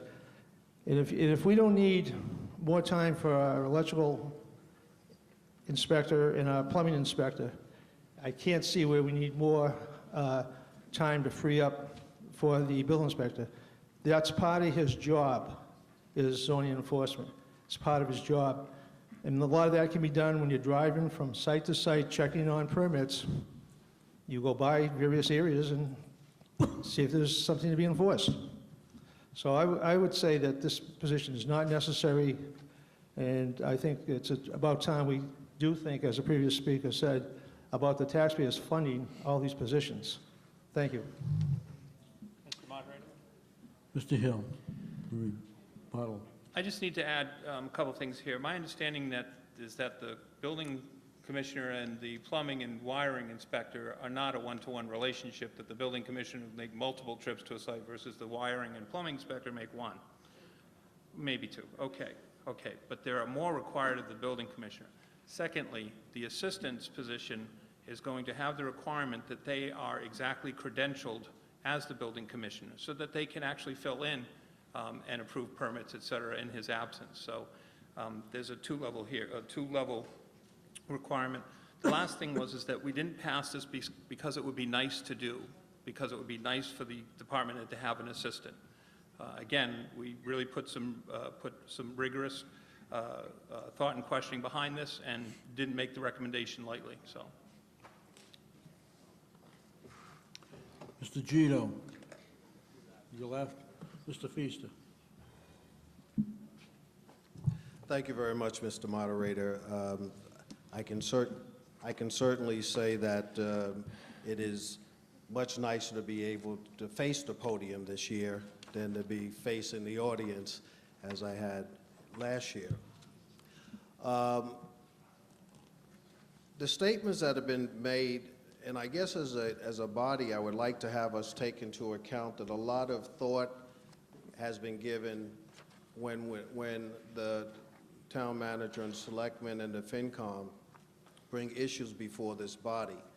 And certainly on this particular position here, during my tenure, I saw that as I spoke to the last matter with the Health Department and was brought to my attention that Article 8 addressed that, particularly here, we are in such dire straits of not meeting our responsibility.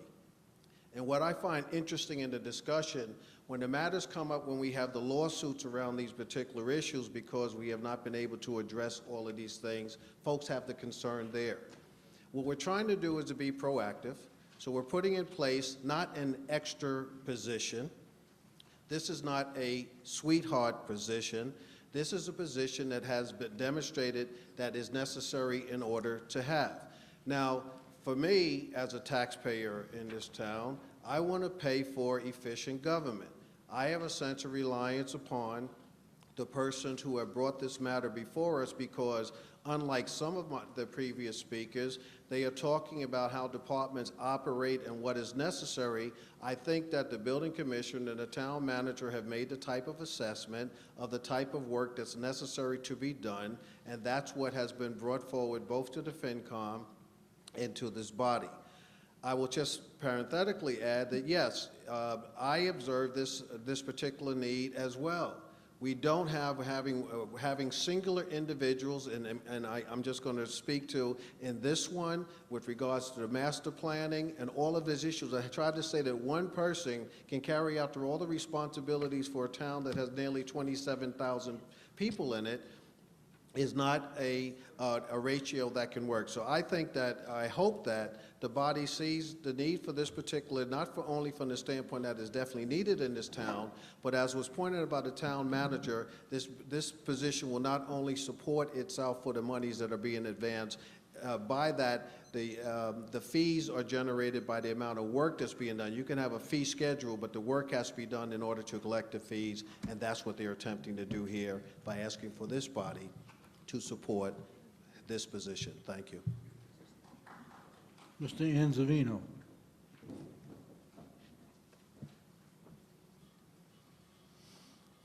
Thank you, Mr. Moderator. If you do look in your town report, you'll see that the building department processed 573 permits for construction, 407 gas permits, 410 plumbing permits, and 475 electrical permits this past year.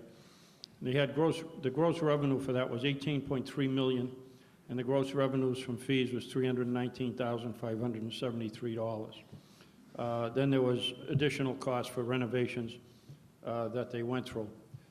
Ladies and gentlemen, we don't look at this and just say, let's add more positions and build and build and build. When a department head comes before us, shows that his particular department or her particular department is generating enough revenue to support a position, that is very important. And as a previous speaker mentioned, you do have to watch out for the town's liability. And some people may remember it was only a few years ago we had a fire in what was supposed to be a residence, and it turned out there was a lot of illegal apartments in there, and we're lucky nobody got killed. And we did not know about that until the fire department got there and found what was actually involved with that particular building. It's not that there is no enforcement going on. There are some, and we get notified of that, and it is with illegal apartments and so forth. And it's only because they've been reported and we have to act on them. If we put this position in, the funds this department has brought in would more than pay for this position to be funded. In addition to that, we would not have to pay for when the inspector or the commissioner is away, either sick, on vacation, which he earns by working here. And we have to pay for somebody to come in and cover that.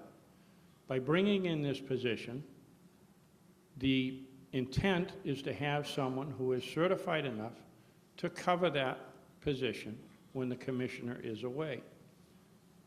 I strongly urge you to vote for this position, and I believe that it will, in the long run, will certainly pay for itself, or help pay for itself, just in avoiding one lawsuit against this town. So I just strongly urge you to do that. We do not take this lightly. We do go through this quite thoroughly, and believe me, it is defended very heavily amongst before the 17-member Finance Committee, and it's not easy really pressing forth with them without sufficient data to back it up. Thank you very much for your time. Mrs. Akabusi? I just have a quick question, or maybe Noreen O'Toole can help me here. My concern is when we have medicinal marijuana distribution places, if we don't have enough people to zone, to make sure that they're zoned properly, would that come into play? Like, I'm for having the extra person, but my concern is that if we didn't have them, that places could distribute medicinal marijuana in, say, residential versus business. Am I correct in my assumption?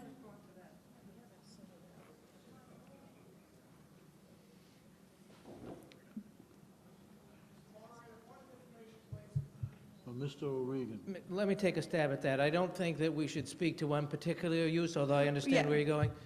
I got a tough education, 8 years on the Zoning Board of Appeals. Unlike some other communities that have a simpler, easier set of zoning districts and bylaws, some of our neighboring towns do not have the complicated set of uses that we have, either by right or by permit, that we have.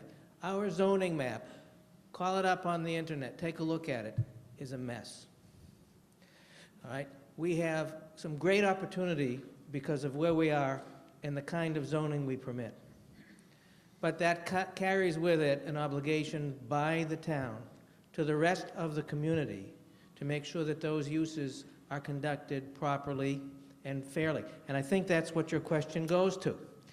We do not have the capacity in our staff to make sure that equitably the uses that are granted by right or by permit are followed through. You can see this every day when you drive through town. I don't want to pick out any particular properties, but just drive through town and ask yourself a question. Where did that sign come from? Right? You'll see commercial signs popping up on properties that don't comply with our signing bylaw. We don't have the capacity to get that sign removed and for the enforcement action, if it takes it, to get it removed. That affects all of us in the kind of community we live in. Take a drive through, I did this a couple of weeks ago, not on purpose, I got lost in the city of Boston.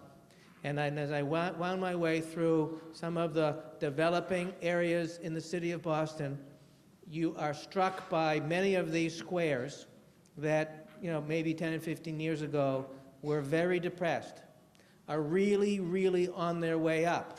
So I asked people where I work, because I was very impressed by this. A key component in these areas of the city of Boston coming back that many of us might not have thought would be as strong is code enforcement. And that's a number one priority. That's affecting property values. It's affecting quality of life. That's what this is about. How do we look? How do we feel? And are the uses we're able to put to our property across the board being fairly enforced so that somebody gets away with a use, somebody gets away? We've got to stop that. That's why I'm in favor of this. It's not just that it'll pay for itself, but it's what it'll do to the look and feel of the community where we live. If collectively we're on a drive to push us up, this is the kind of position we need to get us there. And I agree. I think it's the quality of life issue. So thank you. I just wanted to make sure I was on the same page, but thanks. Mr. Lurie. Well, he spoke once, Bob, so he gets... He's privileged to respond to question. No, our 10-minute rule says if everybody else has spoken, then you can. Not all of them. Mr. Laurie. David Lurie, Precinct 6, and I want to thank you very much for explaining. This is it's very interesting for me because I didn't even know how to find whether or not a new person was being budgeted for until I started reading, oh, if they're not in a column to the left and they show up on the right, I guess there's a new person being added to the budget. But the thing that I didn't hear was actual quantification to where all this pain is coming from.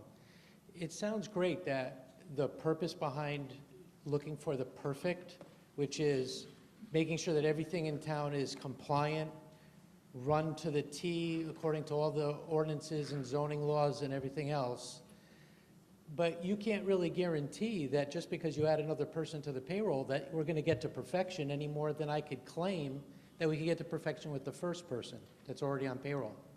So there's no quantification to say, well, how much pain is there? We talked, I overheard, I think it was Mr. Anzavino mentioned that there was a fire and we were liable, potential case where we could have been sued, but that was illegal. That, in other words, we can't recognize somebody taking illegal action just because you have somebody else on your payroll. These things are going on all the time. And one last point, because I'm going to be voting no on this, because I think that it's something that I don't think our budget is really, I don't think it should be climbing. I think we should be saving taxes, and I think that's a huge benefit to the town, is having a low tax rate. We should be expanding our base, not looking to increase our cost from where we are today. But the economy, where's the economy? How do you justify where all these building permits are going to just mushroom? I mean, the economy's flat. I don't see all these new buildings going up. So where's the demand for more inspections going on if people don't have the budget to improve their own homes or buy new homes? There's many different layers of this that I just don't agree with the need for added personnel to the building department. That's all I have to say. Ms. Bronston? Oh. Mr. Mellon?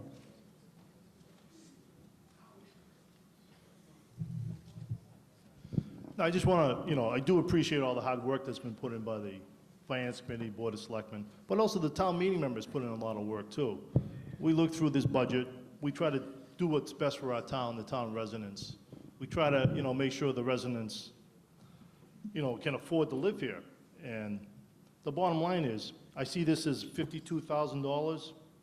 Now, is that the whole position, 52,000? Or is that 6 months, 8 months? How's that working? It's a full year. That's the whole year? Now, what's the total cost of that position? I mean, there's healthcare, there's all kinds of things going into this.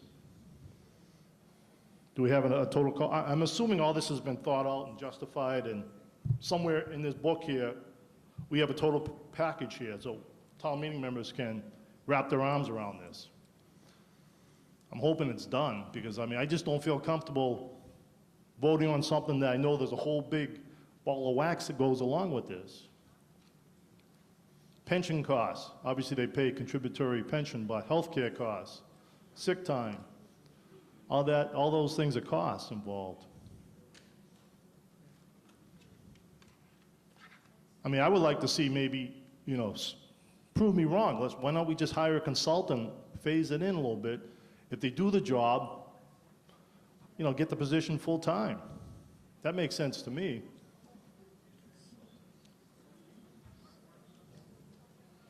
Well, do we know, can we ballpark? It's the cost of this position? I'm not trying to make it difficult. I'm just trying to get an idea what it's probably about 70,000, 60,000.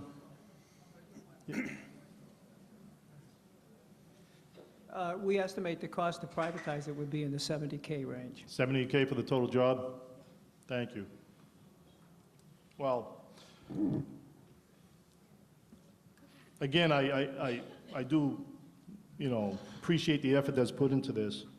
But I'd like to make a motion to zero that line item out, line number 214.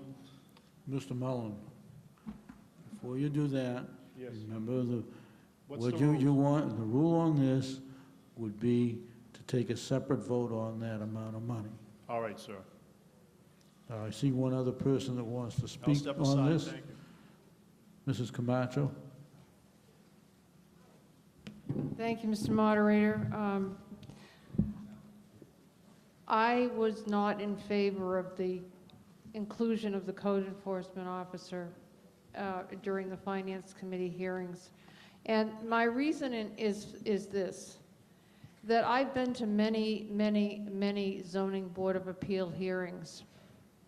And we do have a zoning code in the town of Stoughton.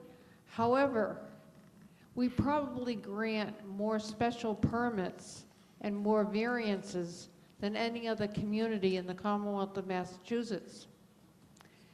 And I particularly remember many of the signs that were referenced previously by a previous speaker, that I have been to hearings when the person has come and asked for a variance, a special permit, to construct a particular sign in a particular location because it suited their particular design, even though it was not specified in our code.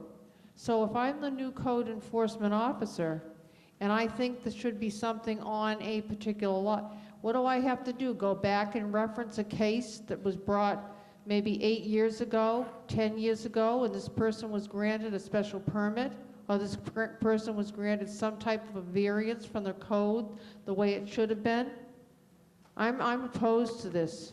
I don't see any way that it really can be enforced, because we've granted so many variances and special permits from the code to begin with that never should have been granted. Thank you. Mr. Cohen?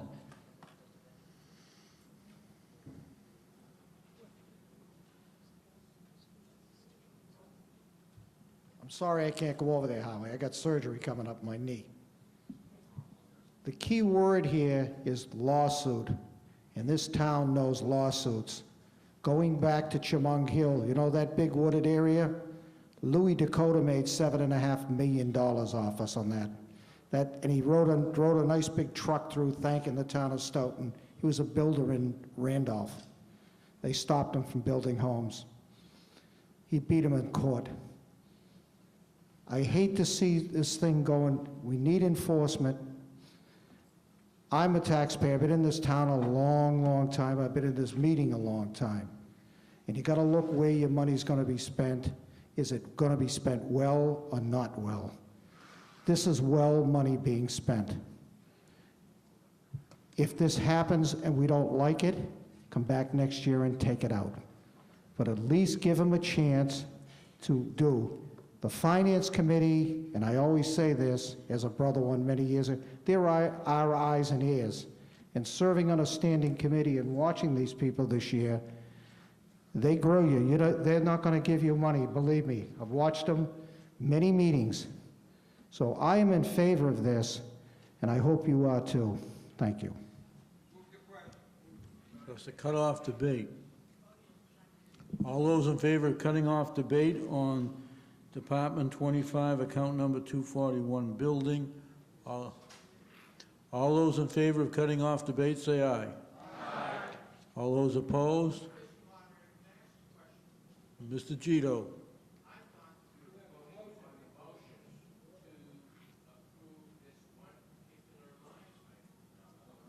Okay, right now is the time, if you want to take a separate vote on that issue. He didn't really make a motion. Okay? I'm glad you asked that question because I was waiting for somebody to do that. Mr. DeFelice. Well, you can make it and these people can say yes or no. All right. Now make it stated as a positive. Let's not interrupt. The motion to cut off debate, but I need a final motion on item. Now, if somebody wants to make a motion about what we're voting on, they are entitled to do that. And if you are to do this with the intention of specifically addressing this line item and not the whole budget, this is the time to do it.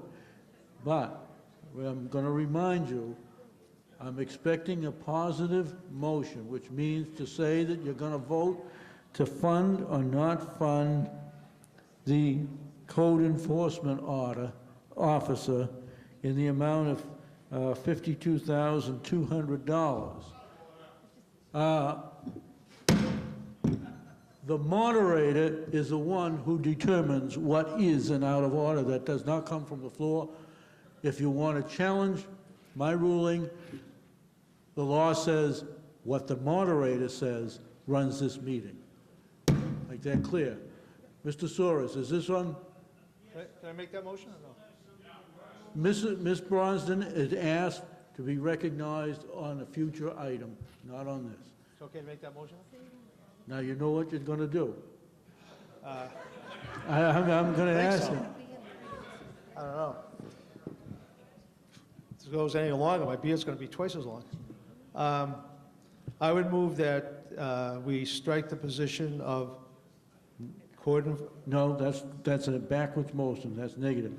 You want to vote for, you want a separate vote on $52,200 be included in this budget. Okay, I would move that we take a separate vote on the 52,000 and change. Can I say for this position or no? To fund this position. To fund this position. Can you speak, Council? Now, that's the motion. Mr. Anzavino, please.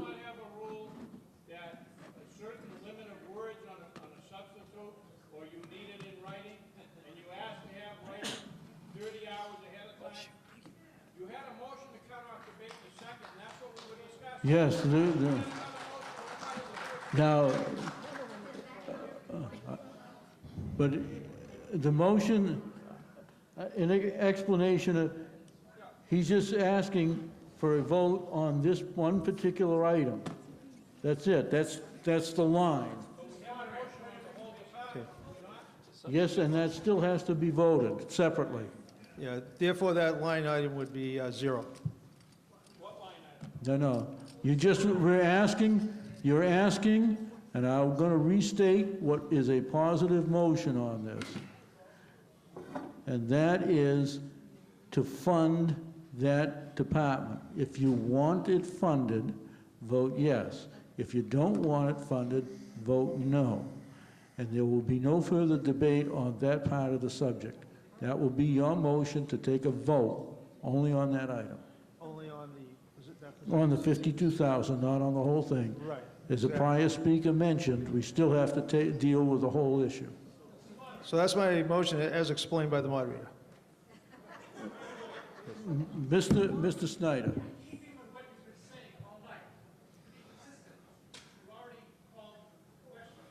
But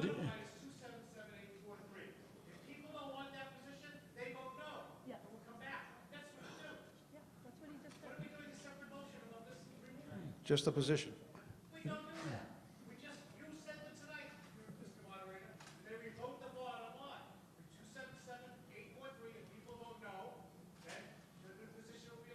It is your prerogative to amend something in here, and the amendment here is before you close it off.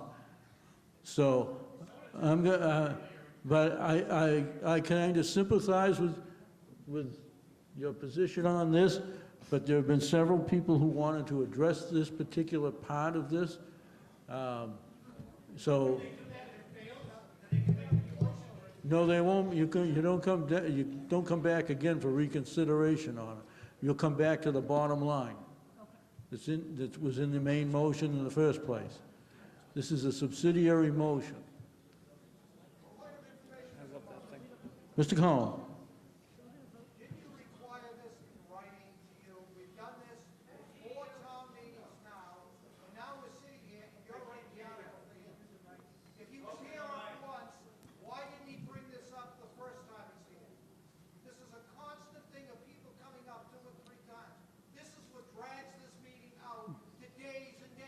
course, you've never done that. All right, before, Mr. Hill, if there's anything you can enlighten us. Just one final point. My understanding is that there would have to be a substitute motion for a new bottom line for this department. And I don't think that we have a line item veto here, so I think that I think we're not proceeding accordingly. Well, we still, because we put line items in this budget and they're open for discussion, even though we normally vote the bottom line, it is a privilege if somebody wants to challenge whether they want to fund the whole thing. But, Mr. Moderator, if they don't want to vote for it, they don't vote for it. Right? Well, I'm going to allow Mr. DeFelicia's motion. You've had enough debate on it, and if you don't believe that that is the correct thing to do, then don't vote in the direction he wants you to. All right? All those in favor of funding, including the amount of $52,200 in the building department budget. All those in favor say aye. Aye. The motion carries. It still stays in there. Is there any further discussion? Please do not interrupt the chair. Is there any further reference? Mr. Crimmins.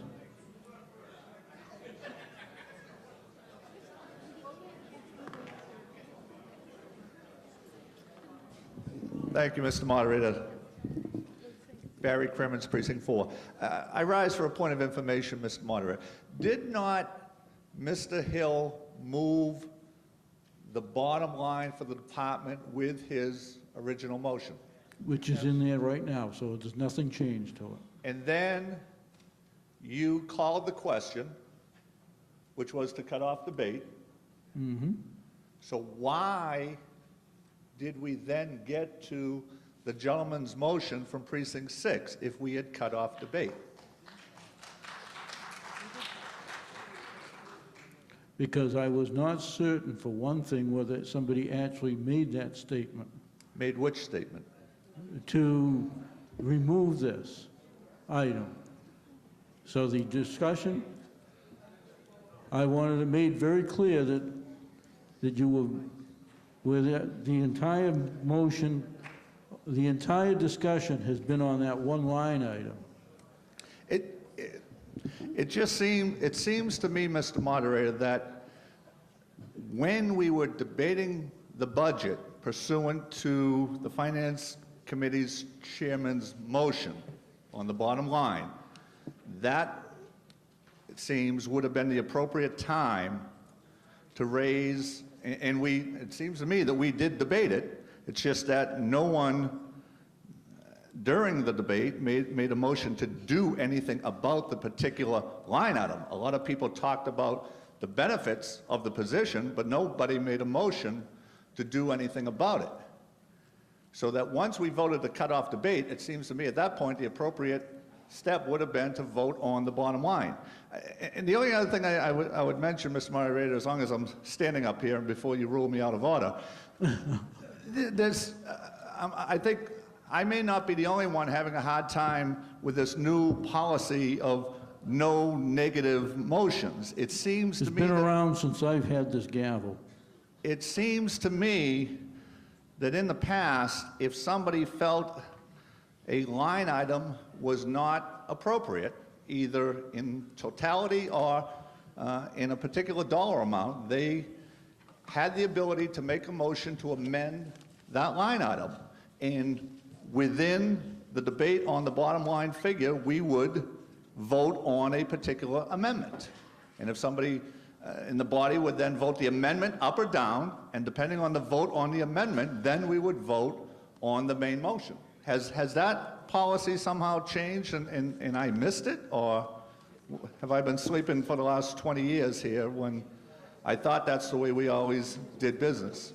Essentially you did, and you did it tonight. You just probably didn't catch the drift of everything that was going on.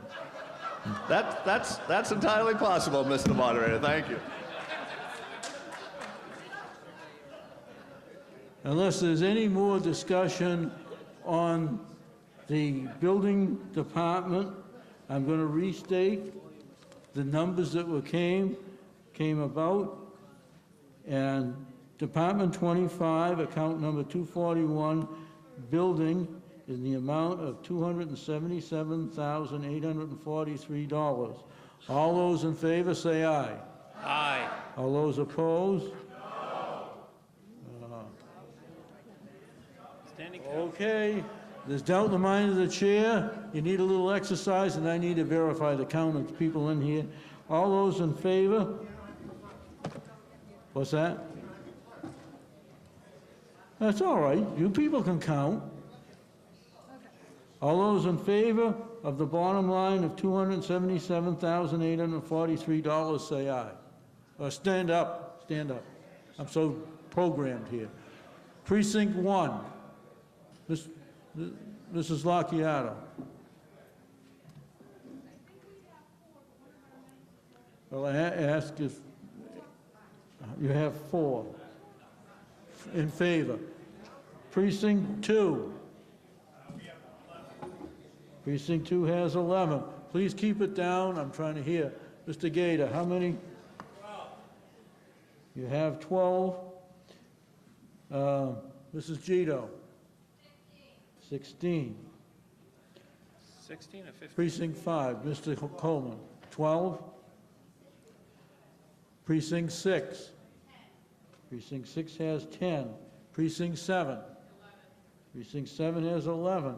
Precinct 8. Precinct 8 is 8. All those opposed, please rise.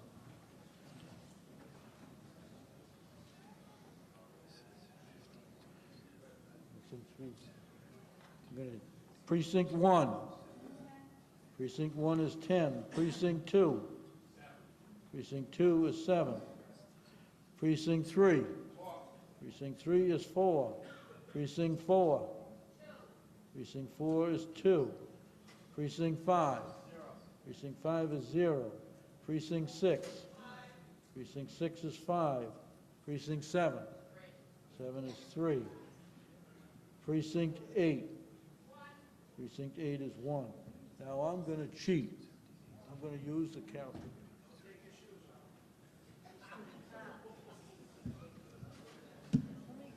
I like the ones that print out with paper.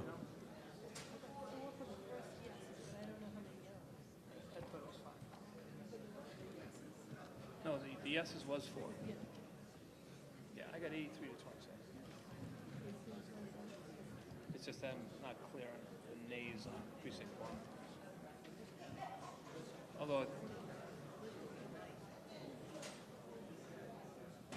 what was she saying precinct 1's over here? What? She said one of the people was over here.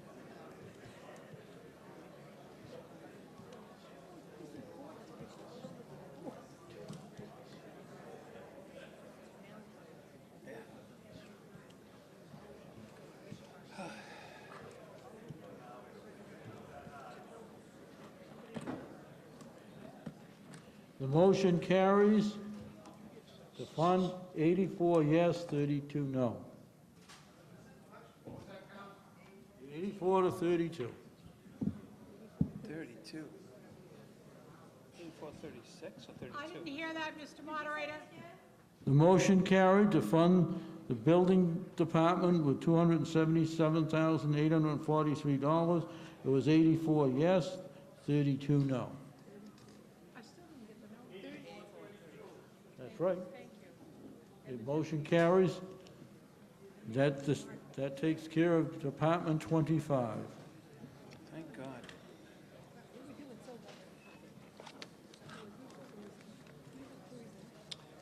We go on to number 26.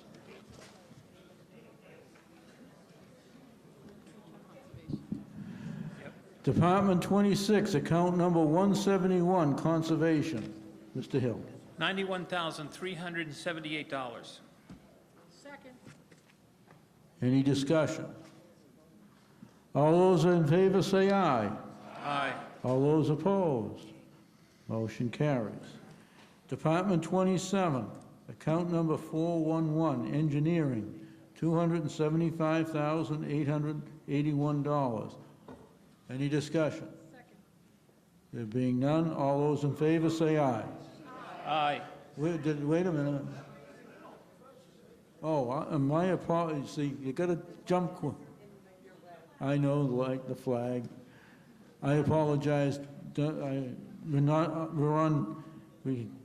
We haven't taken a vote on 27, Department 20. This is engineering, is that correct, that you want to speak? Yes,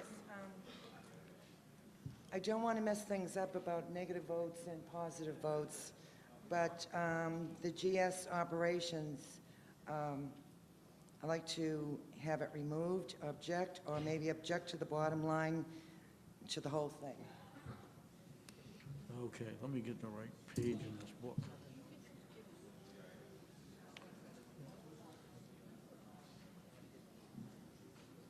You're looking at item 216. Is there any further, any discussion on that, other than you just, 18,000, anybody want to, Mr. DeFelice?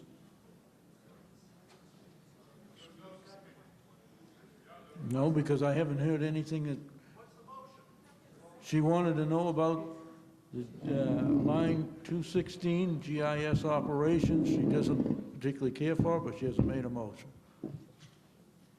So, Mr. Moderator, I'd like to make a motion that we zero out line 216, that's a negative. GIS operations, You take a, how in about, the amount of $18,000. you want to take a separate vote on that? Yeah, okay. Yes. All right. And you want, this is either to do or don't do something. But what it is, remember, you're taking a separate vote just on this line.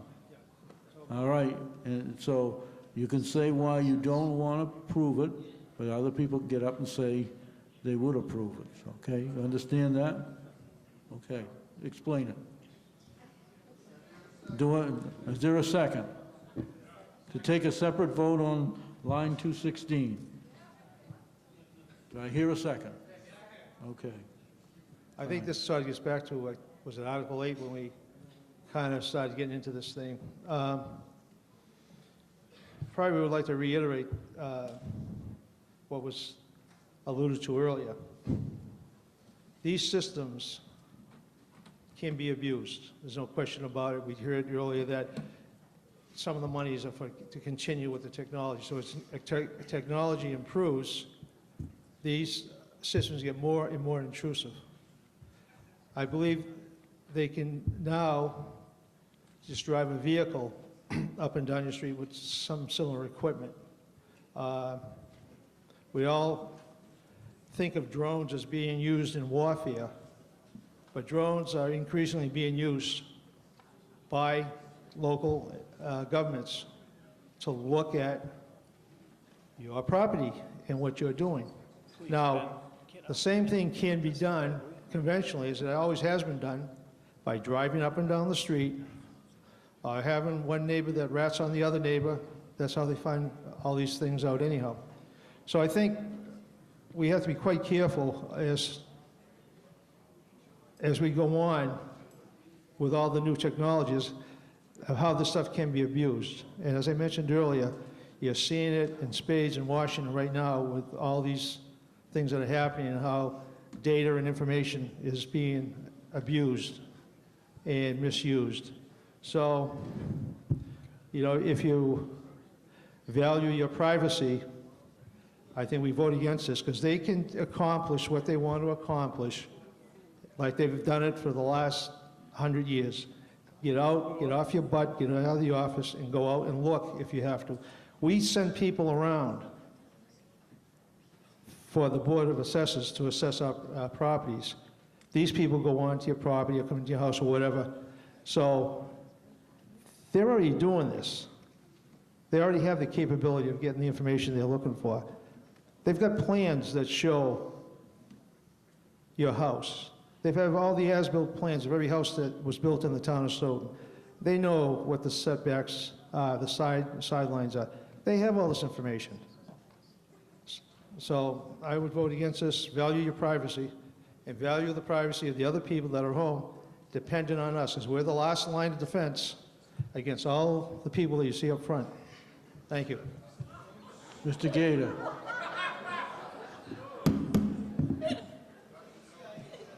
You're not supposed to enter into personalities. No? Mr. Gator. Dennis Gator, Precinct 3. Just a quick question. We're eliminating the budget for $18,000, if I'm correct, but we're not eliminating the person. So we're eliminating a budget, but we'll still have a person without a budget, Right. which makes no sense. Thank you. But who's going to work for nothing except the moderator? Mrs. Carrara. Go ahead. Stephanie Carrara, Precinct 2. Through you, Mr. Moderator, could the town engineer or the assistant town engineer get up and explain what the GIS coordinator does and why we need this? Mr. Feehan. Ben Feehan, Town Engineer. Mr. Moderator, the first thing I would like to address is just what Stephanie asked about what does the GIS coordinator do? And without getting into a prolonged discussion, I want to say the GIS coordinator services and provides data, information, plans for all other town departments. So if, for example, you were to eliminate the position, it would hamstring almost every department in the town. But secondly, to get to the specifics of what we're talking about here, on this particular line item, 216 GIS operations, is an item which you notice that last year was $10,000, this year is $18,000. I thought somebody might even ask why. But the $10,000 last year was for the continuation of the use of certain GIS programs, the maintenance, the upkeep, and there's annual fees associated with this. What's happened was 2 years ago, we got a new program in addition to the others. There's a lot going on here, but we got a GIS, what was called the People GIS program 2 years ago.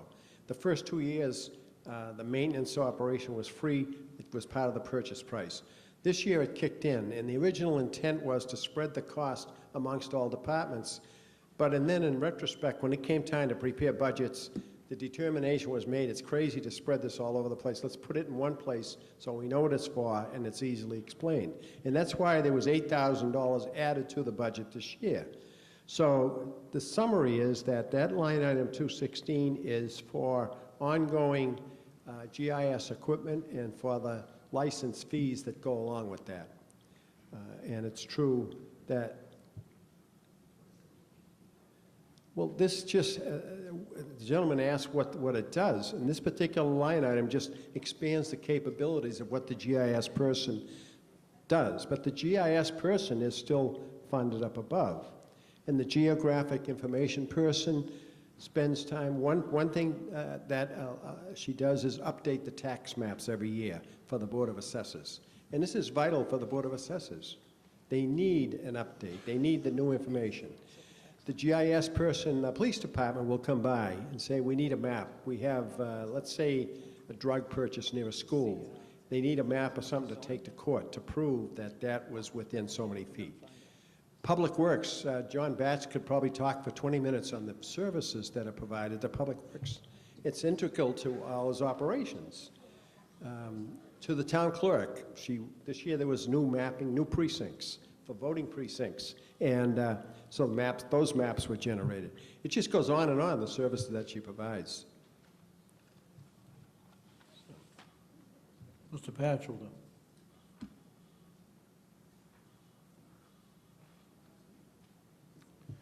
Just to add to Mr. Feehan's comments, we use the GIS coordinator on a regular basis for all of our utilities, not only ours, but the gas companies, the sewer connections, drain lines, water mains, services, curb boxes, gate boxes.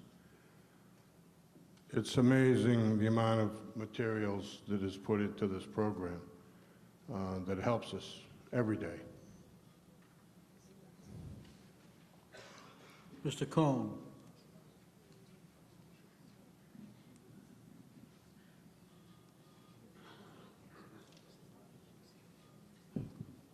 I have looked in this budget, and I haven't found any purchase of drones to fly over this town.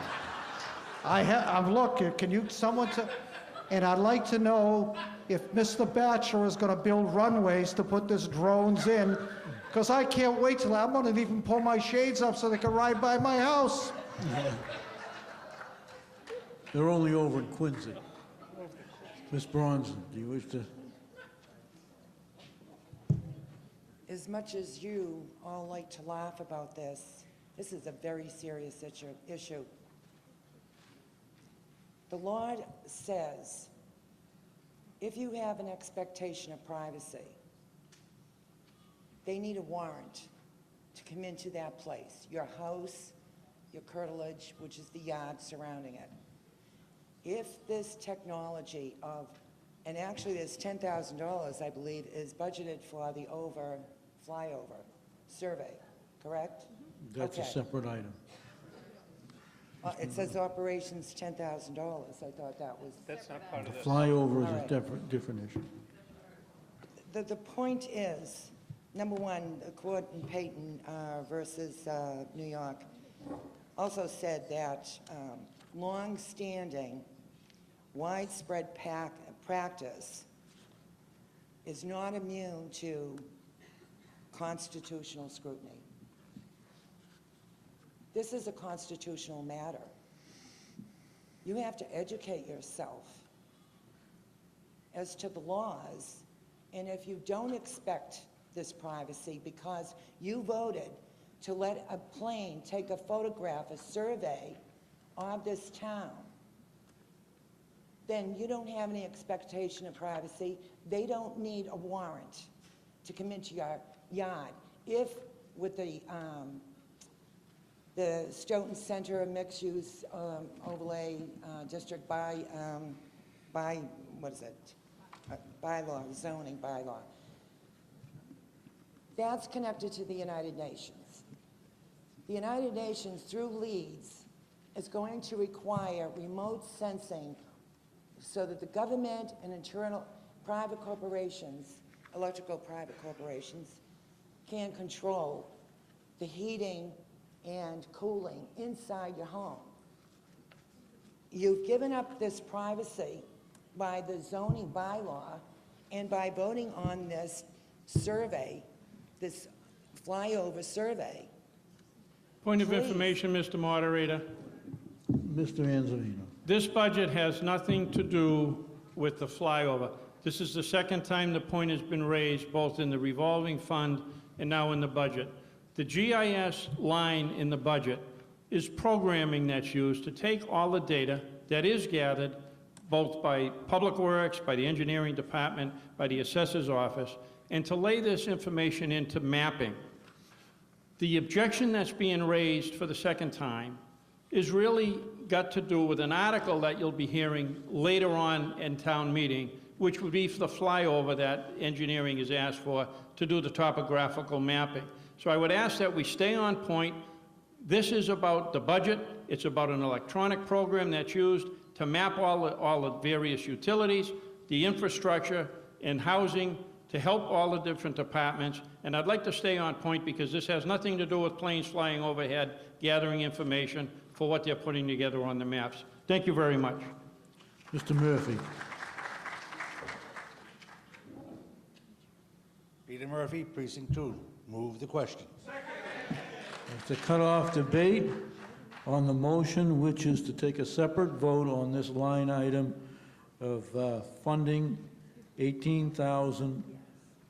All those in favor of leaving the $18,000 in the budget, say aye. Aye. All those opposed? I'll say the motion carries. It's in there. Is there any further discussion on this budget? On the bottom line, I'll repeat it. Original motion is Department 27, account number 411, engineering, in the amount of $275,881. All those in favor say aye. Aye. All those opposed, the motion is carried. I'm going to say unanimous, even if it was debated. Nobody said no.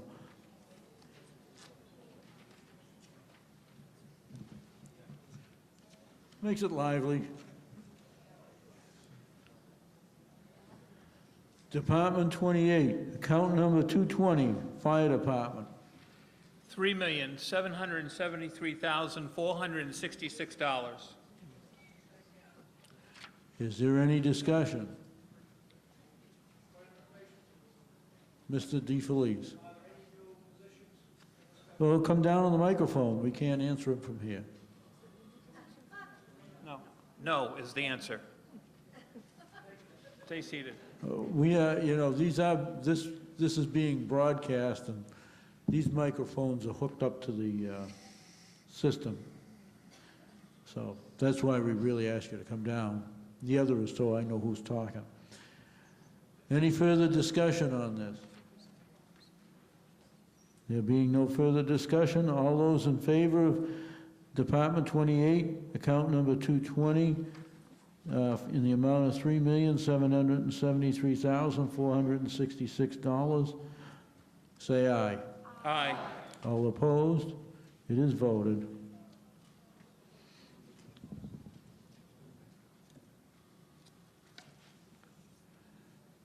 Department 29, account 175, Planning Board. $154,312. Did I hear somebody? Mr. Gito.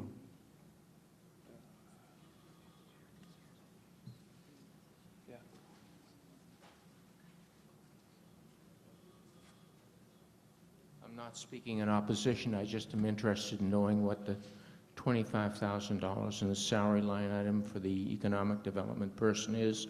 Is that for a year, half a year, quarter of a year? Quarter of a year. Thank you. It's zero in your item. Thanks. Mr. DeFelice?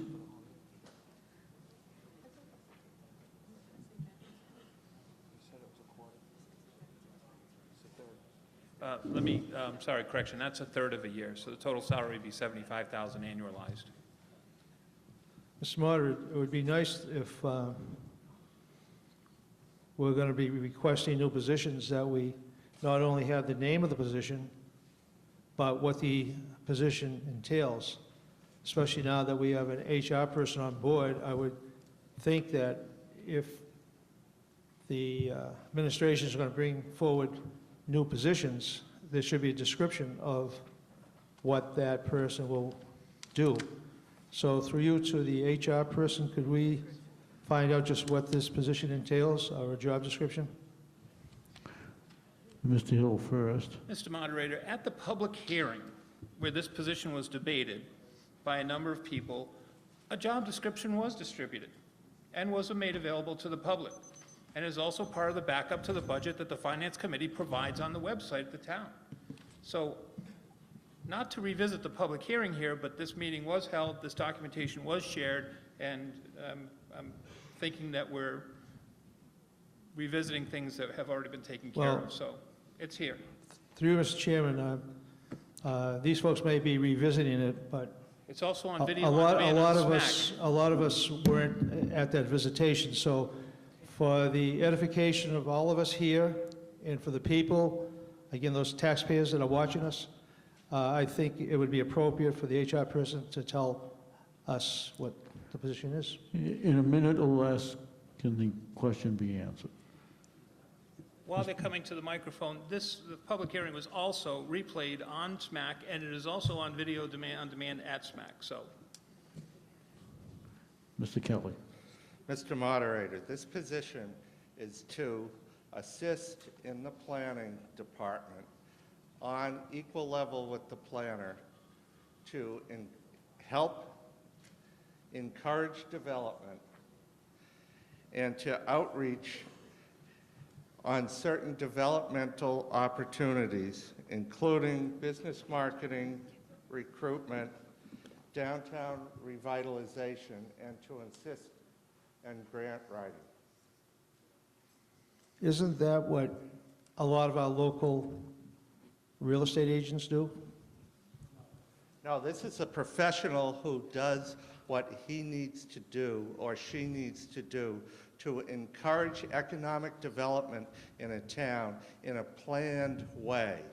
It is something that preserves the quality of life in town and the quality of town, as well as encouraging development.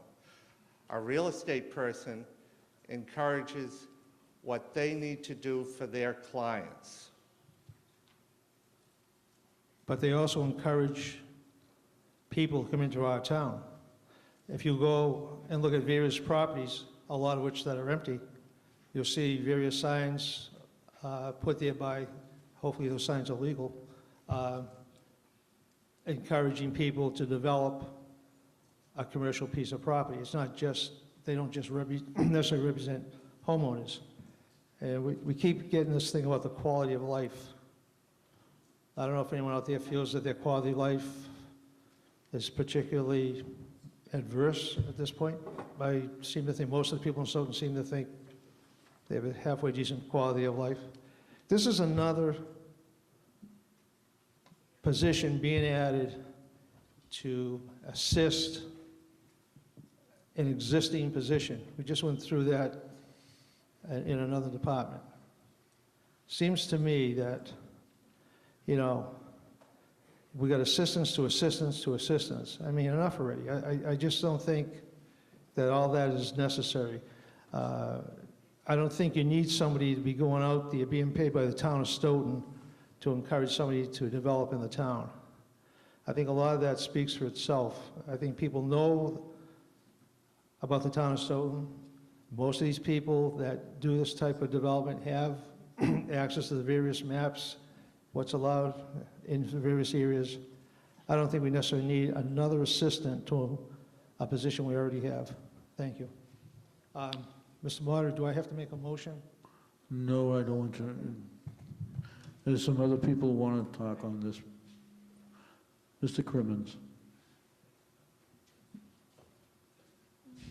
Thank you, Mr. Moderator. Barry Crimmins, Precinct 4. I unfortunately was not able to attend the public hearing when this position was debated, so I may have some questions that perhaps were addressed that evening. I apologize for that, but in any event, I certainly, for one, support the notion of economic development in this community. I've said for years that I feel that this town needs to increase its commercial and industrial tax base, because if we don't, either the burden is going to fall on us residential taxpayers, or we are going to have to reduce items in our budget, or we are going to have to do without certain services that we have come to expect. So as a philosophical position, I certainly support the notion of economic development and the position of someone who can facilitate that type of development in the town.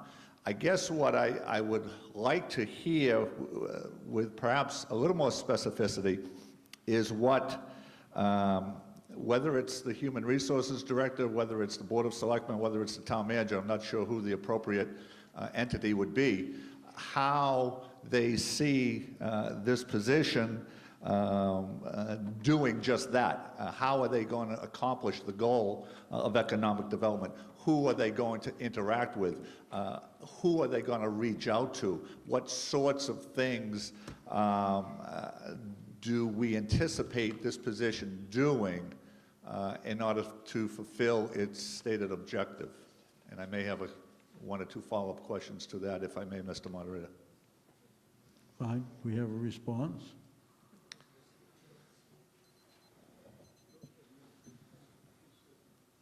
Mr. Moderator, I believe the chairman of the planning board, if you could recognize him, he's been heavily involved with this, if he could address this issue. Mr. Scardino, would you? Mr. Moderator, as Mr. Scardino comes up, just to clarify, this is not an assistant position. This is an equal position with the town planner. It's not an assistant. I didn't state it as an assistant position. I know, but the previous speaker did. Thank you. Joe Scardino, Precinct 1, Chairman of the Planning Board, Chairman of the Master Plan Committee. The past couple of years, we've come up to this podium to address this body about expenditures of money for a master plan for the town.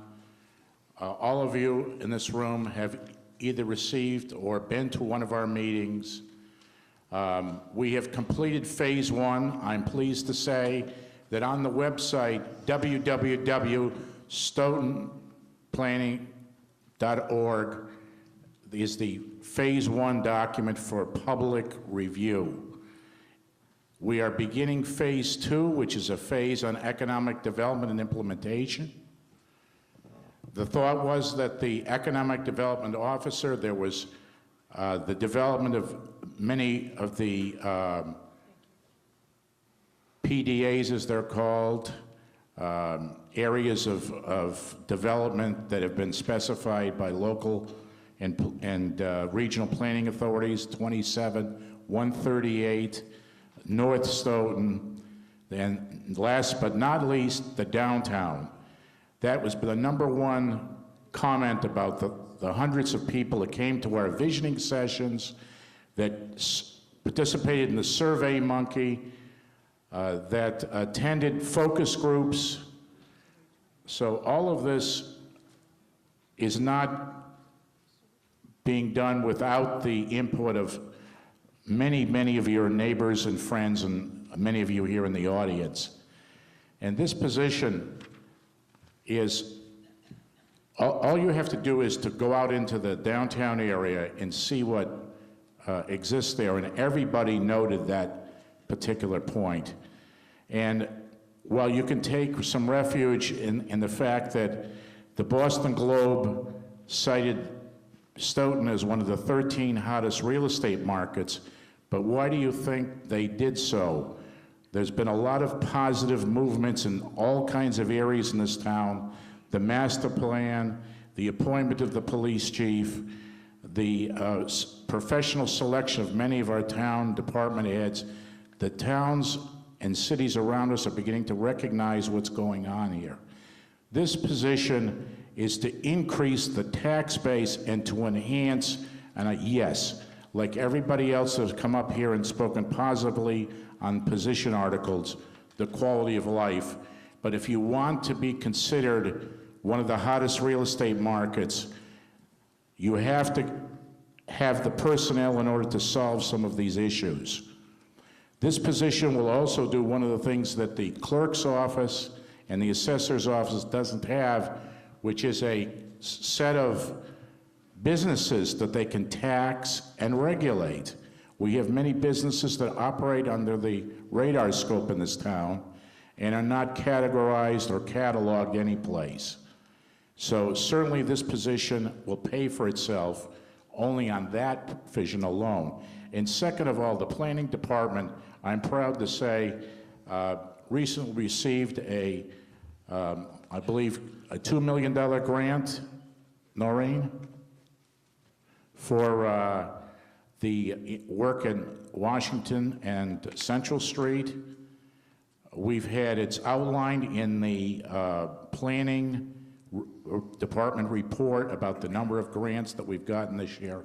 This department is generating money for the town. This particular position will generate money for the town by increasing the tax base, directing and attracting the types of businesses that will continue the positive image of the town throughout the Commonwealth. Mr. Crimmins, does that answer your?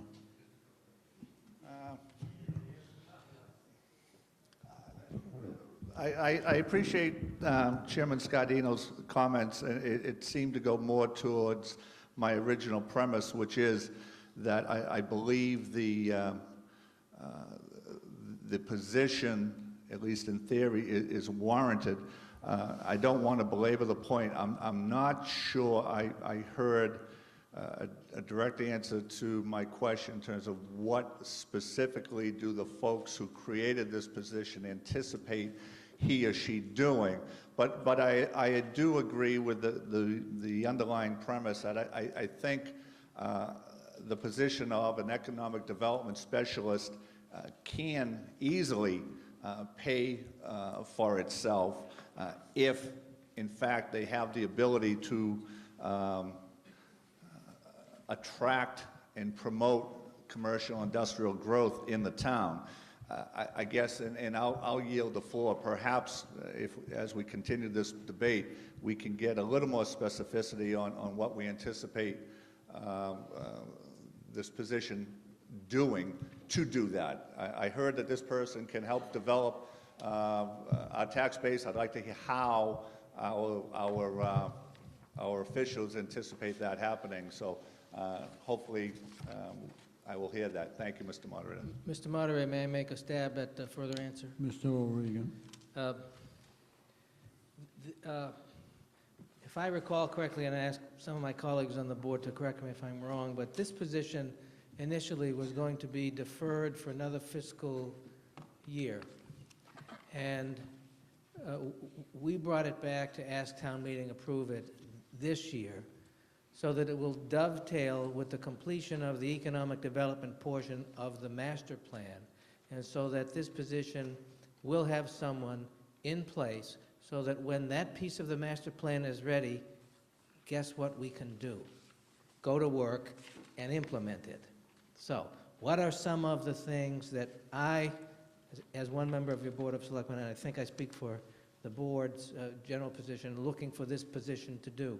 Number one, work with existing businesses in this community to identify what we have, to identify who can expand in our community, what's keeping them from expanding, what opportunities we can supply for them to expand.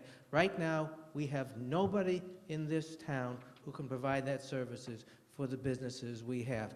There's a consequence to that, which is sometimes if people want to move, or people want to expand and have new opportunity, they go somewhere else. We lose them. We don't know why.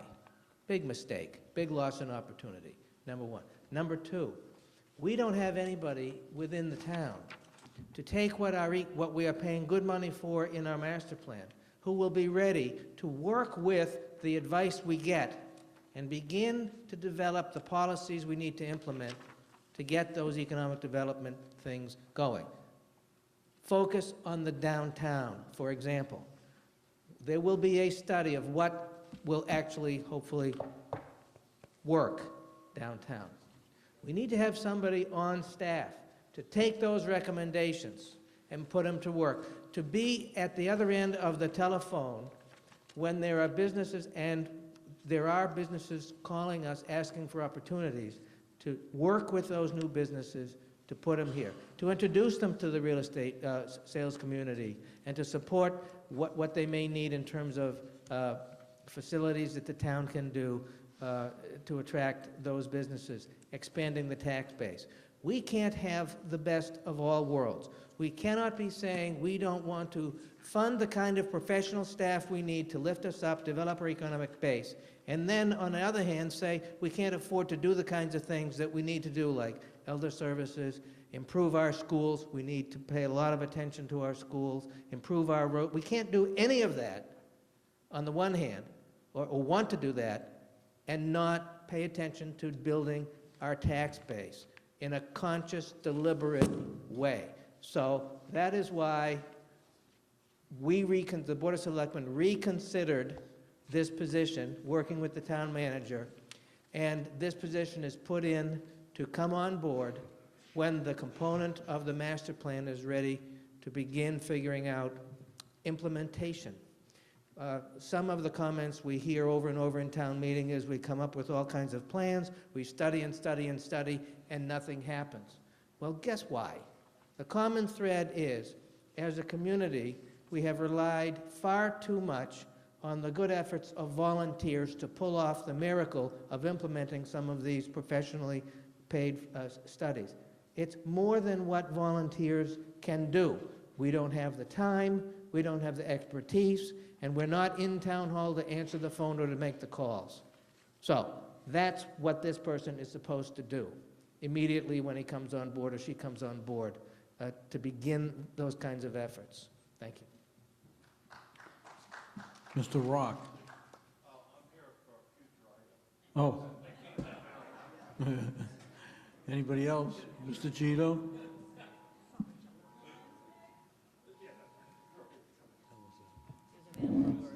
I'll be brief. I agree with all the things that the chairman of the planning board said and the member of the Board of Selectmen. I've had an opportunity to speak with planners in other communities. Those communities that are successful in getting good business, good industries in town have positions like this. And we need one of these very badly. I'm going to vote for it, and I hope you do too. Thank you. Mr. Martin?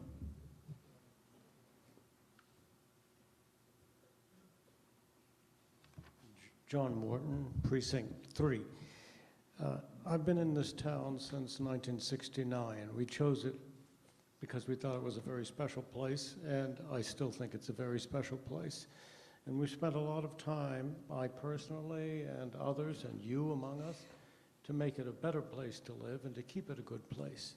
But you'd have to be blind, and you'd have to be ignorant to think that this town has improved in a substantial way over the last 10 to 15 years. All you have to do is drive down Washington Street. All you have to do is go through our center and see what happens. The real estate brokers fill buildings that are there, but we don't get them full. And when we do, we don't attract the kind of businesses that actually add to the tax base. We've been attracting the kinds of businesses that diminish the tax base overall in the town by lowering the quality of life, by lowering the entranceways to our town. We compete with other towns for high-quality businesses that employ people above the minimum wage, that improve buildings, that increase the tax base.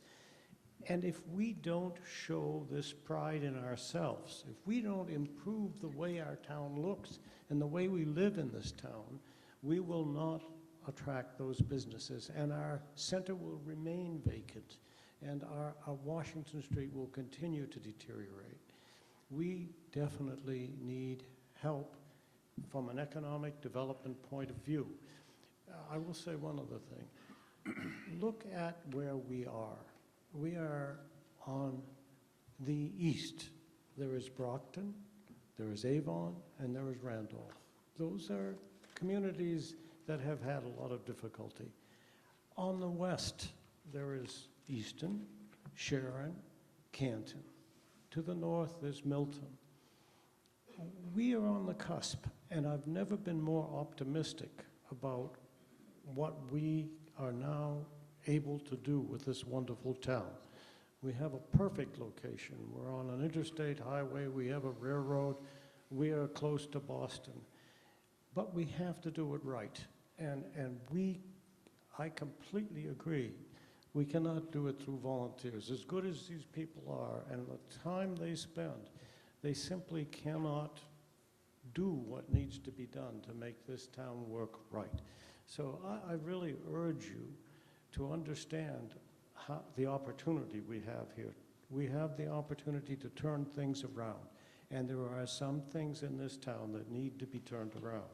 And I hope you will support this position. Thank you. Mr. Smith? Yes, to cut off debate. All those in favor of... I have accepted that. All those in favor of cutting off debate, say aye. Aye. All those opposed? Well, it's too bad. We've cut off debate. On the motion the initial motion to fund Department 29, account number 175, Planning Board, in the amount of $154,312. All those in favor say aye. Aye. All those opposed? The motion is voted. It is- Yes.